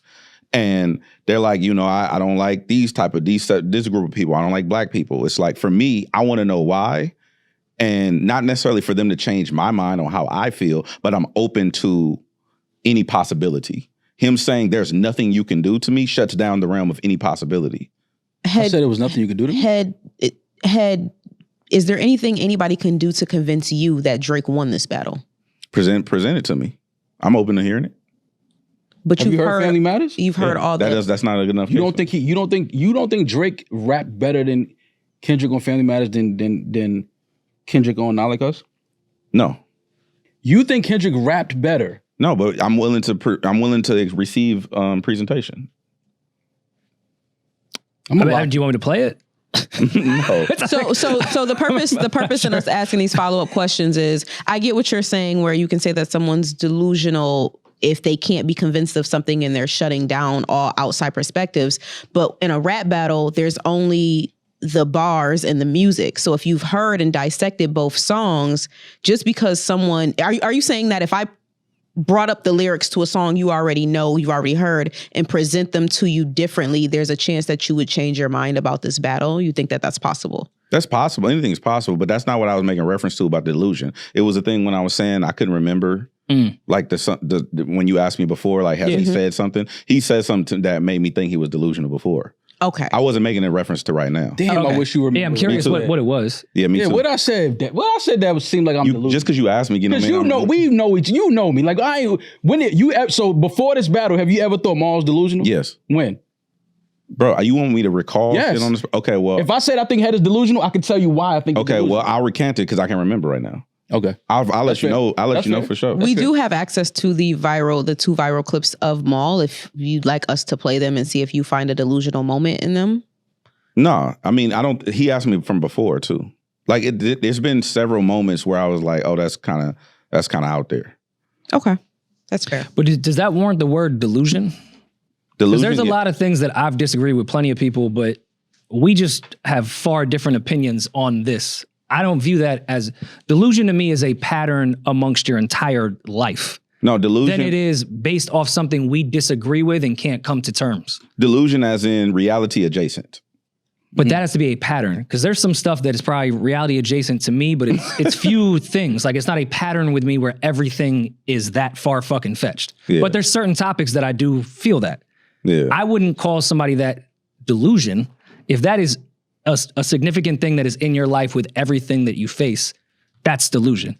If somebody said, yo, I think Nas won over Jay, and I start breaking down every fact that Jay said in Takeover, and it being The Doors, being a better song, and they were like, nah, I like Dick Sucking Lips better. I'm not going to call him delusional. We just disagree there. That's a fair statement. That's just, like you said, it's subjective. Yeah. I just I'm feel still like delusional. Oh my God, we gonna hang on this. It's a strong statement. I just don't know if you still think I'm delusional. I will go back and look and try to figure out where I had those thoughts. It's been like two or maybe three. I don't know. And I will find them and I'll send them to you. Okay. All right. Cool. That's a bet. To close out, thank both you guys for this. I think this was actually good. I feel like this battle has put stan culture in a different light for me, and I don't think either of you guys are that whatsoever. I think the reflection of what happened in this battle made Eminem's Stan song seem normal. Like lock-haired girl in a trunk before what I've seen on this fucking timeline. Yeah. This battle turned the world into a very weird fucking place. I thought this was going to be the greatest thing ever for hip hop, and I feel like it may have been the fucking worst. So to see you two sit down and just chop it up for the year anniversary, I do think this is important. Not that the stands have any sense whatsoever. That's delusion to me. Is the OVO community and the TDE community, that's delusion. Very much so. So I don't think they're going to look at this and be like, oh, two people can just talk and like everything be fine. Like we could just have different opinions. So I think this was great. And I want to end it with positivity. Maul, say something nice about Kendrick Lamar. You said what? Say something nice about Kendrick Lamar. Say something nice about Kendrick? Yeah. Well, I mean, I feel like I've always said what? I didn't even say nothing yet. Why y'all laughing? I've always throughout this entire, year that we just came through. I don't think I've ever, or it was never my intention, but I don't think I've ever said it. I never downplayed Kendrick's skill set, his ability, his status as an MC, as a rapper. Not my question. Say something nice about Kendrick Lamar. Like what? I don't know him personally. Saying, yo, I didn't downplay you is not saying something. Him as a rapper. Him as a, whatever you. I don't know him as a person, so I can't say. As a rapper. He's one of the ill, but I've always said this. He's one of the illest. He's one of the best of his generation. Like I went to the Mr. Morale show with Rory. Yeah. Said it was one of the best rap shows I've ever been to. Kendrick's stage performance has gotten a million times better. He's a star. Like I've said all of these things already, but because in the battle I wasn't on the side of thinking Euphoria or Meet the Grams was amazing, people feel like I hate Kendrick.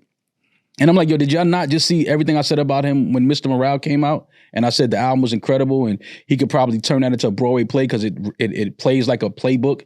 Like I said all of these things about Kendrick. I fuck with Kendrick. I think he's amazing. I just think that in this moment, he said things that's kind of like, that's a little crazy to say that and put that on another man. I don't like the record. Not saying Kendrick, I've never said Kendrick isn't dope and he can't rap. You will never find me anywhere on the internet saying that. So, I mean, something nice about him, yo, keep fucking putting out dope ass bars, keep putting out dope projects, like keep doing your thing on tour, like do all of that. I wish you stopped performing that fucking record. I think that that's crazy. You don't need to perform that record. And that's, to me, it's like you're making that a point to perform that record because his catalog is dope. He doesn't need to perform that record. But, I get it. Have your victory lap. But I just think that at some point, you got to get away from that record because that energy, that message is like, that's disgusting to be out there rapping or even saying that word on stage every night. Like I've seen the Jay Nas battle, Kiss and Beans and all these dudes that I grew up listening to. That's never a word anybody ever even threw out there. Like you don't play with that word. So I come from that. So that's why I'm always speaking to that. Cause it's like, yo, you heard what you just said about this dude? Like that's a little, you throwing that on a man's jacket is the worst thing you can put on somebody. So to me, I just don't like that. I don't like that message. How Head said there's certain things he just don't feed into. That's not his frequency. That I'm just like, all right, once I hear that, I'm not even listening to that no more. But that's me and I'll stand on that. But as far as me saying something nice about, Kendrick is amazing. He's an amazing artist, amazing, phenomenal rapper. And I'm looking forward to hearing what else he got for us. Like, I don't have nothing negative to say about Kendrick other than that Not Like Us record. To me, I hate it. I don't like it. And I think that Drake had the better bars in the battle. I'll stand and I'll die on that. Okay, I appreciate the final thoughts, and I agree with a lot of what you said. Maul, can you say something nice about Kendrick Lamar? He says Kendrick is a phenomenal rapper. He said something. He's a phenomenal MC. He makes good music. Like, Maul, thank you. he has a so great much. stage show. Like, Thank you for your candor. Yeah, like, what do you want me to say? DJ Head, can you say something nice about Drake? You still one of them ones, King. Let this shit go. Get back to the rap.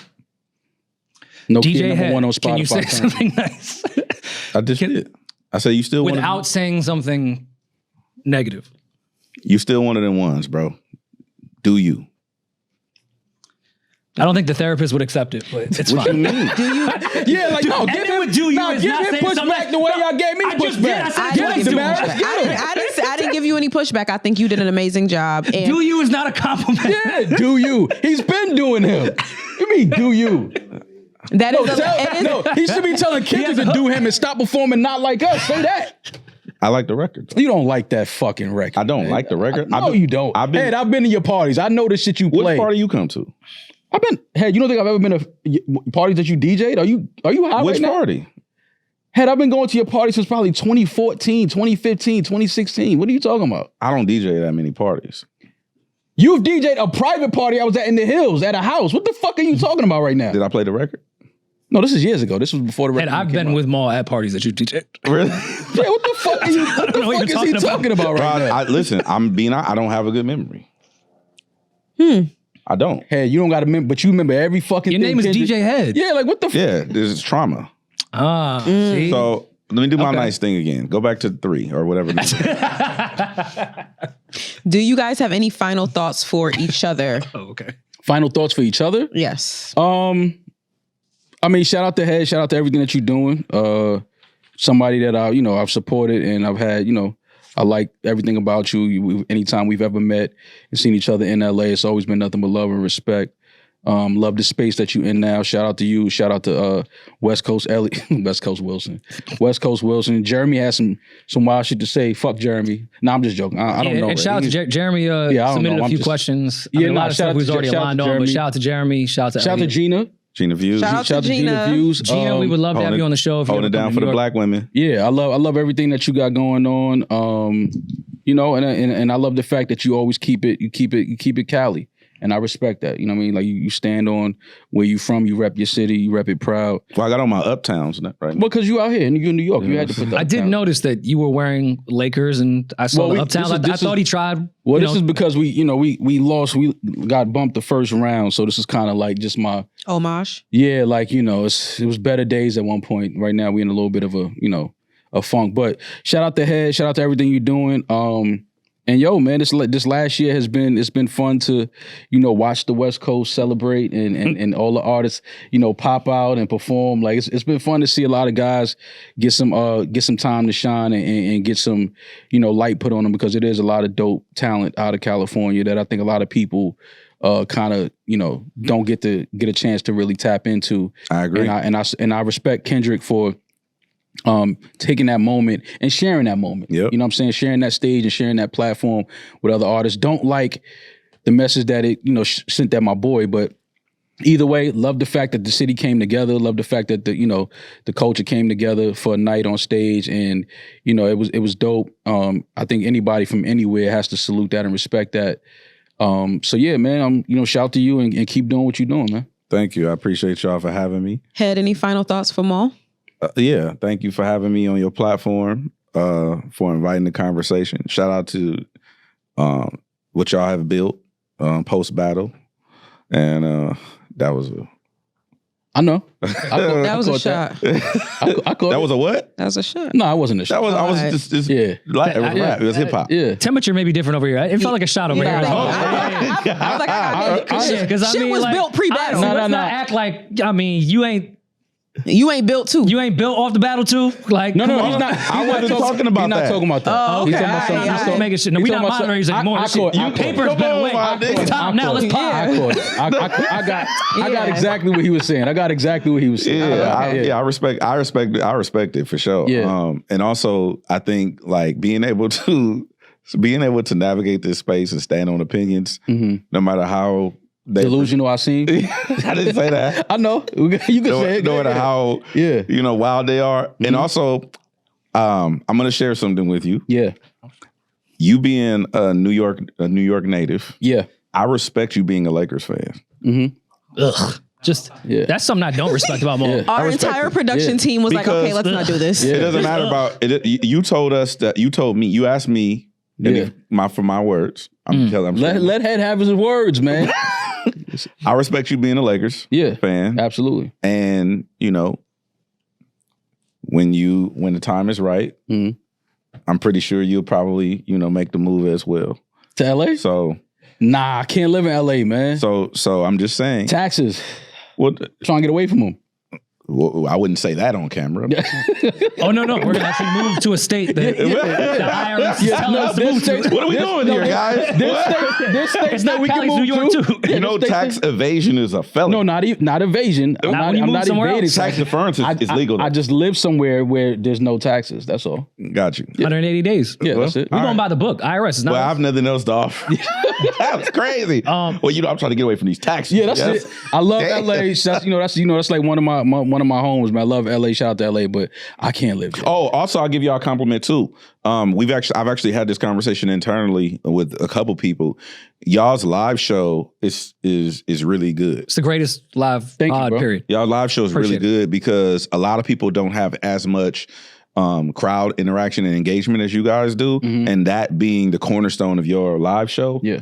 People don't understand that. People are so vain, they think they just want to sit there and watch you talk. Hell no. 2 hours. I don't want to do that. And God, no. Y'all live show and the way that y'all have curated that is stellar. Yeah, I mean, we want to give the people the opportunity to talk shit to us and say we ain't shit and this, that, and the third. All right, so then you say something. Let's see who you are. Like that's what the whole premise of the live show. But I respect it. I remember when I went to go see y'all live show in LA, I was like, damn, this shit is good because y'all like most people don't understand live versus pod. Right. So And what sucks with the live shows though is that when we go to LA, we have to pay New York tax on what we make on the live show. Then we have to pay California tax on what we do with the live show.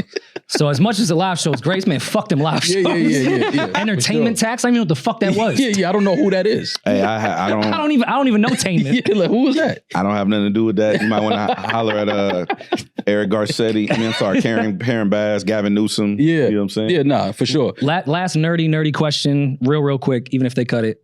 Do you still stand by your tweet that... He said they, like he's not they. No, I'm a nerd. That's why I'm asking the question. Okay. He ain't they. Do you think that every hit record needs to be at 101 BPM post, not like us? No. That was the only egregious, delusional tweet I think I've ever seen from you. What did I say? You said, everyone gear up. If you want to make a hit record, it has to be at 101 BPM. And That's not what I said. Like us. Someone pull it up. Pull up the tweet. I'm very. I'm very. Head 101 BPM. As a DJ, have you any event that you've DJ'd recently? Have you played Nokia? Yeah. Okay. I played it when I went to London. It's a great record. I mean, in London, that's gonna go crazy. Yeah, the girls love that song. Yeah. Been a great conversation. It's good to see you. And let the West Coast know it's still all love over here. You know what I'm saying? Hey, you let them know. Because I don't think they know. It's always love. It's always love. I love LA. You gotta come let them know. Absolutely. I gotta come to y'all show, man. I gotta come kick it with y'all. Come pull up. Talk some shit with y'all.